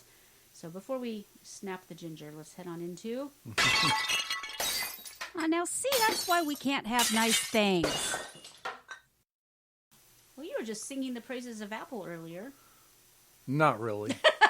I mean, I acknowledge that Apple has definitely been an innovative company, and they have very unique products, and some of it's even well made. Okay, I admire Steve Jobs. By child slaves. But, yeah, I know. So that having been said, I'm not a big fan of the company. Anyway, but this time an Apple product was used for good, even though the story behind it's very evil. An Apple Watch has been credited with saving the life of a Seattle woman who was allegedly buried alive by her estranged husband. She was able to call for help using her wearable, according to reports. Those reports say the woman was able to call 911 and send an emergency notification when her husband briefly left her alone during the attack, just before he dragged her to the garage and broke the watch with a hammer. NBC News reports... He broke the watch and it still worked? No, he broke the watch afterwards. Oh. She sent an emergency signal while he was away. He comes back, notices her doing it, and breaks the watch. Okay. Too late. Sorry, buddy. Yeah. NBC News reports that Washington State woman was allegedly buried after discussing an impending divorce and money with the man. When placing, why aren't they saying what this man's name is? It should be broadcast all over the country. Mm-hmm. Anyway, when placing the call... Is there a picture of him? No, just of a watch. So far. When placing the call to emergency service, the woman was heard to be gagged but was screaming for help. She later told officials that her husband was trying to harm her. According to court documents, she was found with duct tape still wrapped around her neck, lower face, and ankles after managing to escape. She's lucky to be alive. The name. The woman's husband, 53-year-old Chai Kyung-an, now faces a number of charges, including... That was really unexpected, frankly. Yeah, he was a Korean person, at least that's what it sounds like. Yeah. Now faces a number of charges, including first-degree attempted murder, first-degree kidnapping, and first-degree assault. This is, of course, not the first time that Apple Watch has been credited with helping save a life, but it's rare that such an instance is so violent and part of a case as serious as this. Reports don't mention whether the woman had an iPhone within reach, but with her hands bound, the Apple Watch was no doubt the best method for calling for help. The Apple Watch includes an emergency SOS feature specifically designed to help people call for help when they might not have an iPhone on hand or simply can't maneuver. I can't get up. Yeah. Or simply can't maneuver enough to use it. A similar life-saving feature called fall detection can automatically call for help when an Apple Watch wearer takes a tumble and is unable to call. I was just joking, but that actually is okay. Kyung-an has not been formally charged, but a judge... We'll get there. But a judge Wednesday granted the prosecutor's request to hold him without bail. So it's in process. Yeah. That poor woman. Prayers. Big time prayers. Wow. Before we go on to the next... You can't see it, but I just hypnotized Jim with my snake eyes. Trust in me. See, that's exactly what I was thinking about with the alligators that are lurking. We have somebody who is contributing, for some reason, acronyms that you might be interested in. Like, You suckers missed Christmas. You signed the MF contract. That one I'm familiar with. Uncomplicated, made complicated. So, thank you, Marine, for extra marinedom there. You're familiar with You Signed the MF Contract? That sounds like very much so. That sounds like something. That's what I told myself every day when I looked in the mirror. And he still does. Oh, wait, that's a different contract. I do. I did. I still do. As I'm dragging him through the woods. It's so funny because he fights me every time. I'm like, let's go for a walk. He's like, and he's in the car. And he's in the woods. This is lovely. Oh, I'm having a lovely time. I'm so glad we came out here. Can we have Gatorade afterwards? Oh, I'm so glad We never got the Gatorade. No, we didn't get the Gatorade. Well, you had coffee and tea, and now you're having wine. He's going to have to pee for the rest of the night. Okay. Next story. It was a 2-day event over the weekend here in Moscow Mills, Montana? Missouri. Okay. Called Venom Fest. Hard pass. Hard nope from this one. Saturday went off without a hitch, but Sunday's show was canceled after a deadly Egyptian cobra was unaccounted for.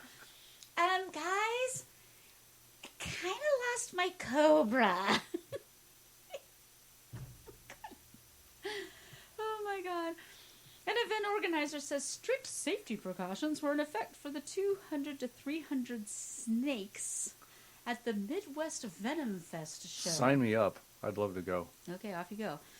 Snakes were not allowed out of their sealed containers for any reason. You think? He says before the doors opened for day 2, a vendor found one of his containers had been moved. And it was empty, but it was still sealed. His Cobra Houdini. It contained multiple Democratic ballots. Just saying.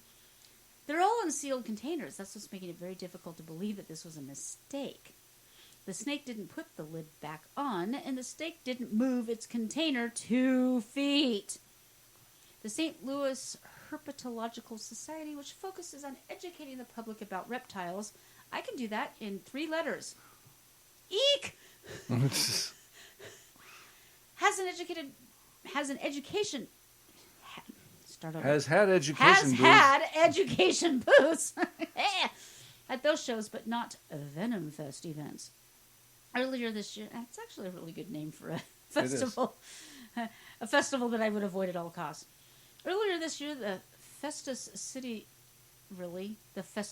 Council voted to no longer allow them. Why? Okay. They're beautiful animals. We just didn't want to be associated with it, said Bill Keith with the St. Louis Herpetological Society. We thought it was a bad idea because so much can go wrong. Like an Egyptian cobra snake suddenly disappearing. Whoopsie-doodle. Doing a Houdini, yeah. We support these guys wanting to keep these animals. That's fine. Just don't do it here. Or, if you do, call the invasive species line and have them removed from the pond before Billy gets eaten. It's more geared toward education and getting other venomous keepers from around the country to come and learn and network with each other, said Meyer. Both he and police believe the cobra snake is more likely stolen than escaped. If you're going to steal an Egyptian cobra, why didn't you just take the entire box? Now, I want to know who the moron is who reached in there and went, "Hey, snake, let's go." No, that person deserves to be next to a lurking gator. There you go. Okay. Yes. He says a team of experienced keepers conducted a 6 to 7 hour search and planned for another complete sweep of an abundance of caution. There's no dust trail, said Meyer. There's really no evidence of a snake being loose in there because a lot of times when they get loose, they poop, too. We haven't seen any snake poop. I just want to say snake poop again. Say it again. Snake poop. That's one of the privileges of having your own podcast. We haven't seen any evidence of a loose snake. No snake poop. I just don't think we're going to be doing any of these venomous shows anymore. You think? Yeah. Did I tell you I got pooped on by an alligator? Was it before you got dragged into the lake and cut? No. Well, it was wee. He was about 2 feet. Oh, okay. But yeah, I actually have a photo of me holding an alligator, and it pooped on me. And alligators poop very similarly to birds, so it was very runny and nasty. And let's just say I don't have that jacket anymore. But yes, folks, you heard it here. I have been pooped on by an alligator. And thus they are tasty, tasty treats that should not be allowed to lurk in lakes. Your turn.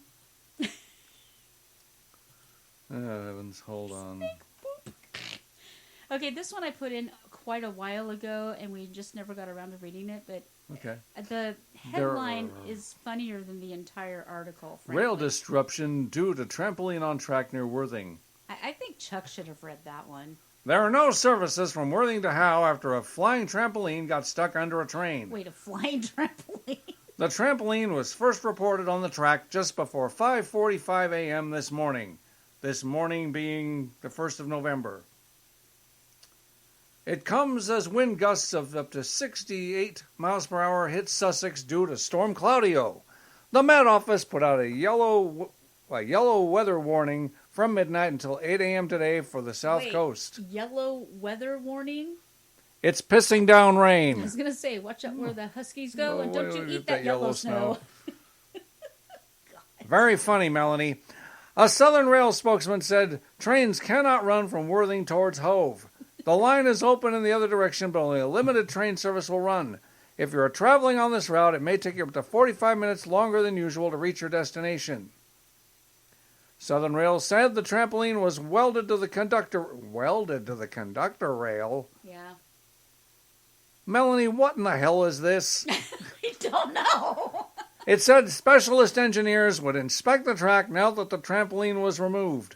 An update just after 9:05 a.m. confirmed the track repairs were completed and services would return to normal. So it was a flying trampoline that got welded to the rails. Somebody was involved in malicious mischief, just like that gator who almost ate Billy up. There you go. This next story, I'm going to read the headline, but I would like to preface it that this story is not, I repeat, not about a transgender person. I should have Fritzy read this. Woman cops to meat beating at Ohio Walmart. Man, does this not sound like a trans story? It is, but there's a photo of her and she's definitely not a trans. Well, an Ohio woman yesterday copped to clobbering a... Okay, first of all, props to the smoking gun. The writers, seriously... These guys are my great hands writers. Are raised. This is great. An Ohio woman yesterday copped to clobbering a female acquaintance in the face with a 10-pound log of ground beef during a confrontation in the potato chip aisle. Oh, that's very specific. Of a Walmart in suburban Cleveland. She cleaved him with meat. Meat cleaver. In a deal with prosecutors, Manika Garner, 27, not saying a word, pleaded no contest to disorderly conduct, but not mischievous. With her attack last year on a former neighbor. Probably a good idea. Garner was originally charged with assault with a deadly meat log.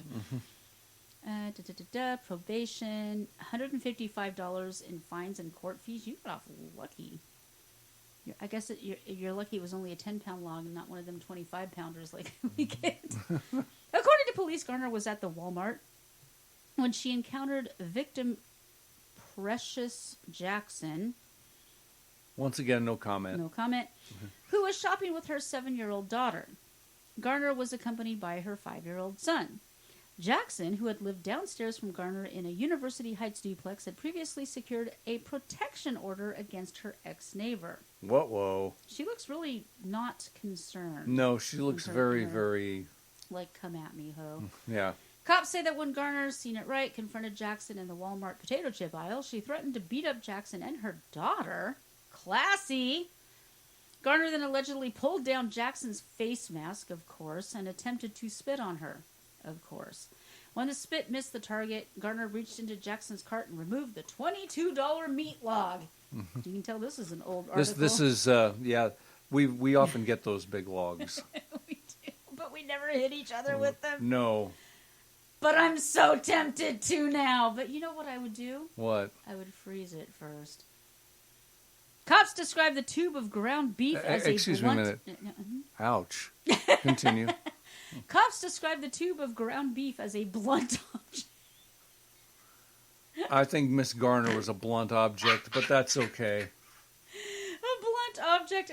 You know, we could just take that picture and just Photoshop in Paul Pelosi. And it's almost the same story, minus the Walmart. Cops described it as a wink, wink, hammer. Oh, boy. Okay, sorry. Yeah. And then apparently a relative took custody of her son. Thank goodness Jackson was not injured by the meat blows. I gotta hand it to these guys. Oh, man. I gotta hand it to these guys. That is a well-written article. That was too fun. All right. Ew. I'm not sure what country this is in. Oh, dear Lord, it is in America. It is America. All right, how about that? Well, here we go. A leading sanitation company is accused of employing dozens of children to clean the killing floors of slaughterhouses during graveyard shifts, and a whole generation of vegans is born. The Department of Labor announced, I will admit. How is this not an automatic thing? I don't know. Why do you need, okay, first of all, people, second of all, children?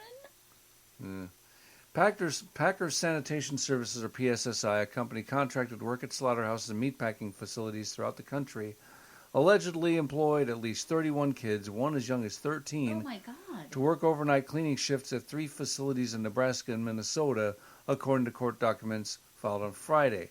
Okay, I do want to put out there, I was 13 when I was cleaning horse stalls for Longacres, but I'm not comparing this. I'm just saying there were jobs you could do like 4 hours a week under 16. Sure. I was a paper boy. Yeah. Yeah.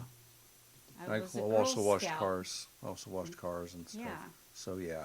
I babysat, but Yeah. Anyway. slaughterhouse, I mean, that's rank. Bleh. Overnight, though, that's the thing. That's the part. You weren't allowed to work nights. Those practices would violate the Fair Labor Standards Act, which prohibits oppressive child labor and minors from working in any kind of hazardous employment, according to the complaint. That's oppressive anybody labor. Yeah, I mean, it has to be done. I understand, but yuck. The Department of Labor's child labor regulation designates many roles in slaughterhouse and meatpacking facilities as hazards for minors. Yeah, How about that? Kids don't need to be seeing. In the court filing, U.S. Labor Secretary Marty Walsh asked the federal court district in Nebraska to issue a temporary restraining order and nationwide preliminary injunction against the company to stop it from employing minors while the Labor Department continues its investigation. Initial evidence indicates the company may also employ more kids under similar conditions at 400 other sites across the country. I think that business should be out of business. Another business should take its place, frankly. If this is all true. That's, well, yeah. In addition to the 31 minors employed at 3 sites that investigators already confirmed, according to the complaint. The court partially granted the Department of Labor's request in a Thursday I gotta ask this. Yep. Where are the parents? Where are the parents? The parents are saying, hey, make us money. The court partially granted the Department of Labor's request in Thursday filing. That order requires PSSI to immediately cease and immediately cease and refrain from employing oppressive child labor and comply with the Department of Labor's investigation. A hearing is set for November 23rd to discuss whether the order will be extended, modified, or dissolved. I guess we should follow up on this and find out what's going on. I mean, I'm skipping ahead just a little bit. Where are the parents? Because this is very unsafe. There's they could get chemical burns from the. I wonder if the people in chat are actually listening to the show or if they're just being the show. Either way. When my friend Joyce learned she could clone herself, she rejoiced. Wait, you deserve. You really do deserve. That one's on me, buddy. Jim, I think we just lost Jim. I think Jim just died a little inside. I was kind of lost anyway, but that just sent me the whole... Okay, well, this one's going to tick you off because I almost bought this exact toy. The Supreme Court said Monday it will hear... The Supreme Court, ladies and gentlemen... Of the U.S. Of the United States of America... said it will hear a dispute over a dog toy that got whiskey maker Jack Daniels barking mad. Oh, you did mention that before. Yeah. Yes. The company that makes Jack Daniels had filed a lawsuit over a squeaking dog toy that parodies the whiskey's signature bottle and has asked the justices to hear its case against the manufacturer of the plastic Bad Spaniels toy. I thought parody was part of the First Amendment. That will be decided in this court case. It's a frickin' dog toy, Jack Daniels. I'm never buying your crap again. You're being jerks. I am. A number of major companies, from the makers of Campbell's Soup to outdoor brand Patagonia? Never heard of it. And jeans maker Levi Strauss have urged... Wow, so Jack Daniels, Campbell's Soup, Patagonia, whatever the hell they are. No, Patagonia makes hiking gear. Okay. Probably shoes, which is why I've never heard of them. I think they make boots, among other things, but they Yeah. also make jackets and... Okay. that kind of thing. Have urged the justices to take what they say is an important case for trademark law. If it is a parody, they're not. The case won't be argued until early 2023, with a decision expected before the court leads towards summer recess. What is summer recess? The toy that got Jack Daniels so doggone mad mimics the square shape of its whiskey bottle. Ooh, a square bottle. Golly, nobody else has ever done that. As well as this black and white label. Ooh, a black and white label. Ain't nobody ever done that either. An amber-colored liquor. Oh my God, amber-colored liquor! You're While overdoing adding it. what it calls poop humor. While the original bottle has the words Old No. 7 brand and Tennessee Sour Mash Whiskey, the parody proclaims the Old No. 2 on your Tennessee carpet. That's hilarious! Instead of the original's note that it's 40% alcohol by volume, the parody says it's 43% poo by vol and 100% smelly. Come on, that's funny. What, do they not have a sense of humor? The toy retails for about $13 to $20, and the packaging notes in small font, this product is not affiliated with Jack Daniel Distillery. Problem solved. I don't understand it. The toy maker says Jack Daniels can't take a joke. I agree. Mm-hmm. It's ironic that America's... we got our Starcucks banned from Teespring and had to go to a different vendor because they said we were violating a trademark. Literally, the only thing that was similar to the logo was the green and white. And the font for Star. So... Yeah. I mean, it's a standard font. It's not anything out of the ordinary. It's a totally standard font, but she is a two-tailed siren. This is a two-headed dragon. It says Starcucks, and where the little trademark thing is, it has FU. And what does that stand for? Anyway. Yeah. I couldn't tell you, Maureen. I'll sure, we'll have a crayon salad. Ooh. Oh, no. He has a box of crayons at his desk. Oh, God. Here he goes. Folks, if you'd like to see him celebrate the Marine's birthday, head on over to CounterCultureWise, our YouTube channel, where he posted a video for those of you who are Marines and would like to celebrate. Or you can head over to our Facebook page, which surprisingly has yet to be taken down. An ad just came up on my screen for Magic Mike Live in Vegas. No, we've seen that. Yeah. They moved it over to the Sahara, but... Yeah. Interesting. Yeah. Which they renamed the Sahara after changing its name to something else for a while. Yeah, it was SLS with some sluts, liquor, and slots. I have no idea what it stood for. That's one of the reasons nobody liked it. Okay, Jack Daniels' lead attorney Lisa Blatt made no bones about the company's position in her filing. To be sure, everyone likes a good joke, but VIP's profit-motivated joke confuses consumers by taking advantage. Okay, so you're telling me that your consumers are so dad-blank stupid that they cannot tell the difference between a squeaky toy and a whiskey. And they're worried about the Jack Daniels hard-earned goodwill. I've known a lot of people who have had a bit too much of Jack Daniels and were involved in things that I would not call goodwill. Well, like this company says, other funny infringers can do the same with juice boxes or marijuana-infused candy. Well, they have. M&M sued and won because there was a marijuana-infused candy that basically look like M&Ms. That I get. Right. This is a dog toy. Dude, he literally just opened a box of crayons and he literally just shoved them in his mouth. I'm not even joking. Yellow isn't even your favorite. I'm surprised you went for the yellow ones. They've got to be eaten at some time that isn't all blue. I'm not even joking. He's literally putting crayons in his mouth. Okay. This is why he's not allowed at the dollar store. No, I think this is garbage. I think this is absolute garbage, and I cannot believe it's going all the way to the Supreme Court. It's a dog toy. It is a squeaky dog toy. Jack Daniels needs to get over itself. It's not like it's fake Jack Daniels in a similar bottle. Yeah, there's no liquid involved. Right. I mean, I think they're being too serious for an alcoholic beverage, especially. Yeah. They're being very, very.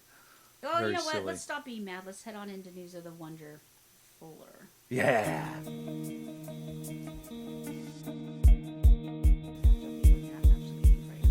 Here on CounterCultureWise, we may rant, we may rave, but most of all, we go against the current culture because we believe, to the core of our beings, that humans are good and the world is an amazing and beautiful place. At the beginning of our show, we give you news of the weird and wonderful, but that is just the tip of the magnificent iceberg that is our world.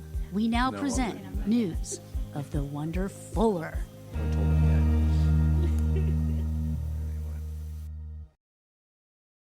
Okay, I think they heard that whole conversation.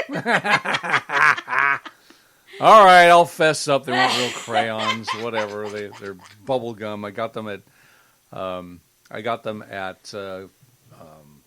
Cracker Barrel, and they're used as a prop for a video I recently did that Melanie just mentioned. So, which required almost an entire 6-pack of beer for you to. Yeah, we'll just leave it at that. He's like, I think I'm done with the man. Can you make a thumbnail? Yeah. A 10-year-old girl helped her mom deliver a baby, a feat that allowed her to live up to her name, Miracle. That's her name? Her actual name? That's her actual name. On October 23rd, Viola Fair went into labor at home in Jennings, Missouri. So cute. Yeah, she's adorable. She had Miracle call 911. On the phone with dispatcher Scott Stranghoner of the Central County Emergency 911, Miracle listened to instructions to deliver her baby sister and remained calm the whole time. Miracle is heard on the call, instructing her mom to lay down, reassuring it's okay. She's here, she says, as her sister is born. Is the baby breathing? Stranghoner asks. Yes, she's crying right now, Miracle replies. All right, you did a good job, he tells the girl. This is from Twitter, I think. An absolutely amazing, wonderful, feel-good story of Jennings this weekend. Stay tuned to all the news channels.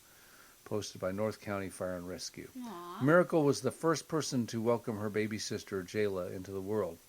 When baby Jayla arrived... I like the name Jayla. Yeah, it's a great name. When baby Jayla arrived, Miracle was there with a towel to wipe off her face and help stimulate her to cry and keep her warm until paramedics arrived. How old is this kid again? 10 years old. This kid knows stuff. What do you bet she grows up to be It wouldn't surprise me if she did become an EMT or a doctor or something, yeah. North County Fire... that is... She's got good instincts. Yeah. The fire and rescue team and EMS arrived on scene within minutes and took Fair and Jayla to the hospital. This week, the fire and rescue team honored Miracle for her bravery, awarding her with a special certificate and a stork pin, Aww. which is given to EMS personnel when they deliver babies in the field. She treasures that her whole life. She also received a tablet with games and a journal. The cover reads, "You can change the world, girl." She goes on to do that. She has also reunited with Stranghoner, her teammate, during her sister's birth. That is adorable. I love that story. Oh, she's precious. I hope she's a good big sister. She's a miracle, anyway. I hope she's a good big sister. A Utah man's heroic decision to jump into a freezing river has saved a woman after she attempted to end her life on the morning of November 12th. Dane Enns and his wife were returning from a weekend getaway to celebrate their anniversary. They were crossing Johns Hole Bridge in Idaho Falls, Idaho. I've been there. It's beautiful. I've never been. The very spot where the couple had their first date. when they came upon the scene of what would be another life-altering moment. Upon looking down from the bridge above, looking down at the boat ramp below, my wife noticed a car driving down the boat ramp and entering the water. While his wife called 911, Dane jumped out of the car, climbed a barbed wire fence, and ran to the boat launch. He said he saw the car sinking into the Snake River, which is known for its dangerous undertow. Yes, I have rafted down that river, and there are really dangerous places. But the woman emerged, and he hollered to her, asking her if she was okay. You just drove your car into the Snake River. Are you okay? She then began swimming away from the shore after telling Dane, I'm committing suicide and I don't want to live anymore. Thank God she sucked at it. Dane told her, I don't know who you are, but I'm here and I love you and I'm going to help you. While the river swallowed up her car, he quickly swam approximately 120 feet from the shore to pull the woman back to the bank, risking freezing water conditions and outdoor temperatures of 19 degrees. Holy crap. Yeesh. And said the woman didn't have enough strength to resist him and wanted to be left alone, but he ignored her requests. Thank you for ignoring her requests. For once, yes. I knew we were out of time, he told the news team. The first responders arrived to render aid and transported the patient to the hospital in stable condition for mental health evaluation and additional assistance. They also pulled out the submerged car. We'd like to express our gratitude to the Good Samaritan who risked their own life to save another, said the Idaho Falls Fire Department Public Information Officer. We are incredibly thankful both parties were able to make it out of the freezing water. Dane said it caused him to appreciate the hardship others are going through and has since spoken to the woman's family who hopes to meet him soon. Our prayers go out to her and to Dane. Thank God that you were there. And may she find the peace in living that she needs. All right. Speaking of prayers, one is an ordained pastor in Brooklyn. The other a single mother and children's book author in New Jersey. Both drive for Lyft. Both share the Word of God as roving preachers. Pastor Kenneth Drayton and Tamika Reed try to inspire passengers through spiritual guidance on the road as part of what they see as mobile Christian ministries. You don't always have to go to a church or sanctuary to experience the restoration of the power of God, said Drayton, 61, a minister who also preaches at Mantles of Promise Ministries in Brooklyn. He began to drive for Uber in 2015 after retiring from a career in the insurance industry. Listening to passengers who shared their stories on the road, he understood that his car could become an extension of the church. The car is such an ideal place to do this because it's personal, said Drayton, who now drives for Lyft. I can share my faith, and it's so important because that's what I live for. On a recent day, he began by praying in his impeccably clean 2017 Toyota Camry and reciting Psalm 23. The Lord is my shepherd, I shall not want. He makes me lie down in green pastures. They're not going to read the whole thing. I walk through the valley of the shadow of death. I will fear no evil, for thou art with me. Thy rod and thy staff, they comfort me. Appointed me with boils. Anyway. No, that's Job. Oh, sorry, that's true. On a break from driving in Manhattan, he reflected on how he reaches out to passengers. He always plays classical music on his car stereo. His favorite is Mozart, to encourage a calm, pleasant mood. That's a good idea. Mm-hmm. He begins with a greeting and a kind word. His priority, he says, is to introduce passengers to Christ. Well, if you really wanted a calm, pleasant mood, you go Bach, but okay. Whatever. His priority, he says, is to introduce passengers to Christ, but he's respectful if they're not receptive. They're often Christian, but he's also spoken to atheists, Buddhists, Hindus, Jews, and Muslims. Instead of trying to preach, he says he focuses his message on the love of God and tends to avoid doctrine. And that's how it's done. That's been the conflict, a repellent for healing and transformation, said Drayton. It's discussion and debates that have caused holy wars. Mm-hmm. Reed also stays away from doctrine and focuses more on sharing his personal story, hoping it can help others deal with their challenges. Like Drayton, he feels that the church goes beyond the brick and mortar. And that's something I do every day, too. That's right out of the Bible. Yeah. This is something that God put me in a position to do, she said, and I love it because I just love inspiring people, encouraging them to never give up. Losses have marked her life, including the death of her mother, sister, and the fathers of her 2 daughters. She often retells her story to passengers. I wanted to give up, but because of my faith in God, I'm still here standing, said the 40-year-old single mother. And I just want to use my story to encourage others never to give up, no matter what you go through. I'll keep going.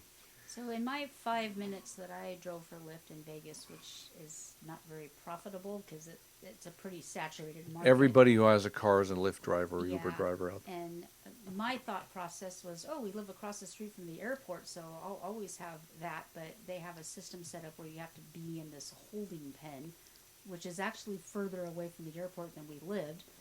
And you have to be on this in this queue of literally sometimes up to 400 drivers. Right. And wait. It's for your not number to profitable come at up. all. It's just something you do as a... And you have to sit there in 112-degree heat, which doing means nothing. You have to have your engine running. So it costs you literally money. Doing nothing. It costs you money. It costs you money in the long run. But anyways, I digress. In The few drivers I did have, the few passengers I did have were all pleasant. Mm-hmm. And one of them was a family from, I believe they were from Georgia, but don't quote me on that. And I don't know what I was thinking, because usually I didn't play the radio, because folks typically don't like you playing the radio. Or they can even put on the app whether they even want you to talk to them. Anyways, I was driving them to a hotel on the Strip, and I don't know why, but I had the Jeebus station on. And a song came on, and she started singing. And I started singing with her, and we started harmonizing, and we just ended up being just best buddies by the time I got her there. She's like, See, I've never heard that story before. Was so much fun! Yeah, it was awesome. So there are times when you can just be human with people, and I miss those days. Yeah. I miss those days. Yeah. Anyways. So... Wow. I think this is a great story to end this on, because what a beautiful, beautiful way to minister to people without being invasive. I think a lot of times, and a lot of us Christians are afraid to do that. But it's what God wants us to do. I mean, they call it the Great Commission. And so there's got to be a way. And you look at her kind eyes and her, I wish I could see her face. And those books she's holding are her books that she wrote. Beyond the Tears I've Cried, Here I Am, Hello Beautiful, and The Shining Star. I can't read all of the things. So she's written some children's books. She's obviously written an autobiography. I'm going to look those up, because she looks like an amazing human being, and I wish her all the best. And both of them, may you continue to do what you're doing, because it sounds like you're doing it right. I'm going to leave that here. And thank you so much for joining us today. It's been, I think, a pretty darn good broadcast. I think we had a really good broadcast. Yeah, I mean, we got to share a lot of things. We had some fun. I laughed until I actually hurt myself on a couple of these stories. Jim has learned that he's pro-alligator, while I'm anti-alligator. And Go Gators! Yeah, I'm not anti-alligator. I'm not necessarily pro-alligator. I think they're amazing and intriguing animals. Chomp. Okay, Jim. Yeah. All I'm saying is, if they're lurking, you're not a Karen if you don't want your kid to get chomped by an alligator. I'm just putting that out there. Anyways, folks, thank you so much for joining us this evening. We love doing what we do. But we don't just do it for ourselves. We do it for you. We would love to hear from you. So if you have any feedback, head on over to CounterCultureWise. Dang it. There's plenty of ways to get a hold of us. Share, like, subscribe, buy our crap. You can always support us financially so that we can continue to, pay for all the crap we need to pay for. At least pay for the hosting. The really hosting, nice. the microphones, the things that we have to do. Yep, the necessary future upgrades to our We equipment. spend all week long preparing this show. I know we don't sound like the most professional in the world, but that's because we don't have a crew. And then, of course, we also go on to animate and do other things. So if you have ideas, we're always open to ideas. And if you would like to be a guest on our show, we love guests. We're, I think, pretty darn good hosts as far as that goes. Everybody we've ever had on our show, even if they have views we disagree with, has always said that they had fun in our interviews. And wait until next week's interview. Oh my gosh. That's going to be fantastic. Yeah, we might even have to do it in 2 segments, because we talked for nearly 2 hours. And we're probably going to bring him back on again, because he was that great. So, folks, thank you so much for tuning in. Dave, Nick, we love you. We name you by name because you are our most faithful listeners. You're truly, genuinely amazing human beings. We love you both. Nick, as you know, has been on this show several times. And Dave's been on too. Dave has as well, and they are welcome back anytime. We'll see you next week. Indeed.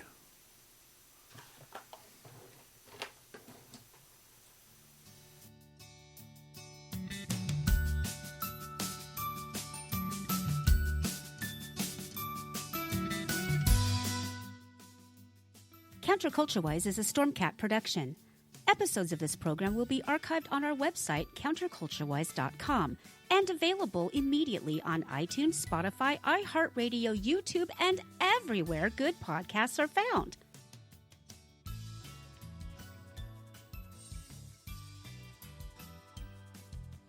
If you would like to advertise on our show, we have a couple of fantastic packages to choose from. Contact us through our website to get started as soon as our next episode.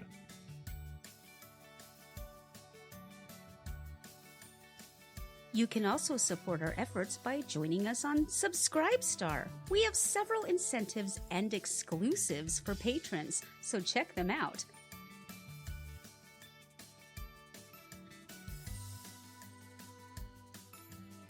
If you'd like to be a guest on our program, there's a form on our website for that too.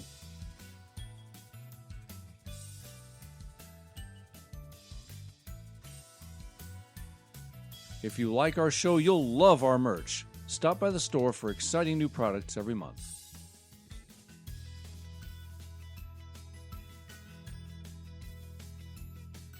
Meanwhile, no matter how cruel the world around you may be, always remember the importance of kindness.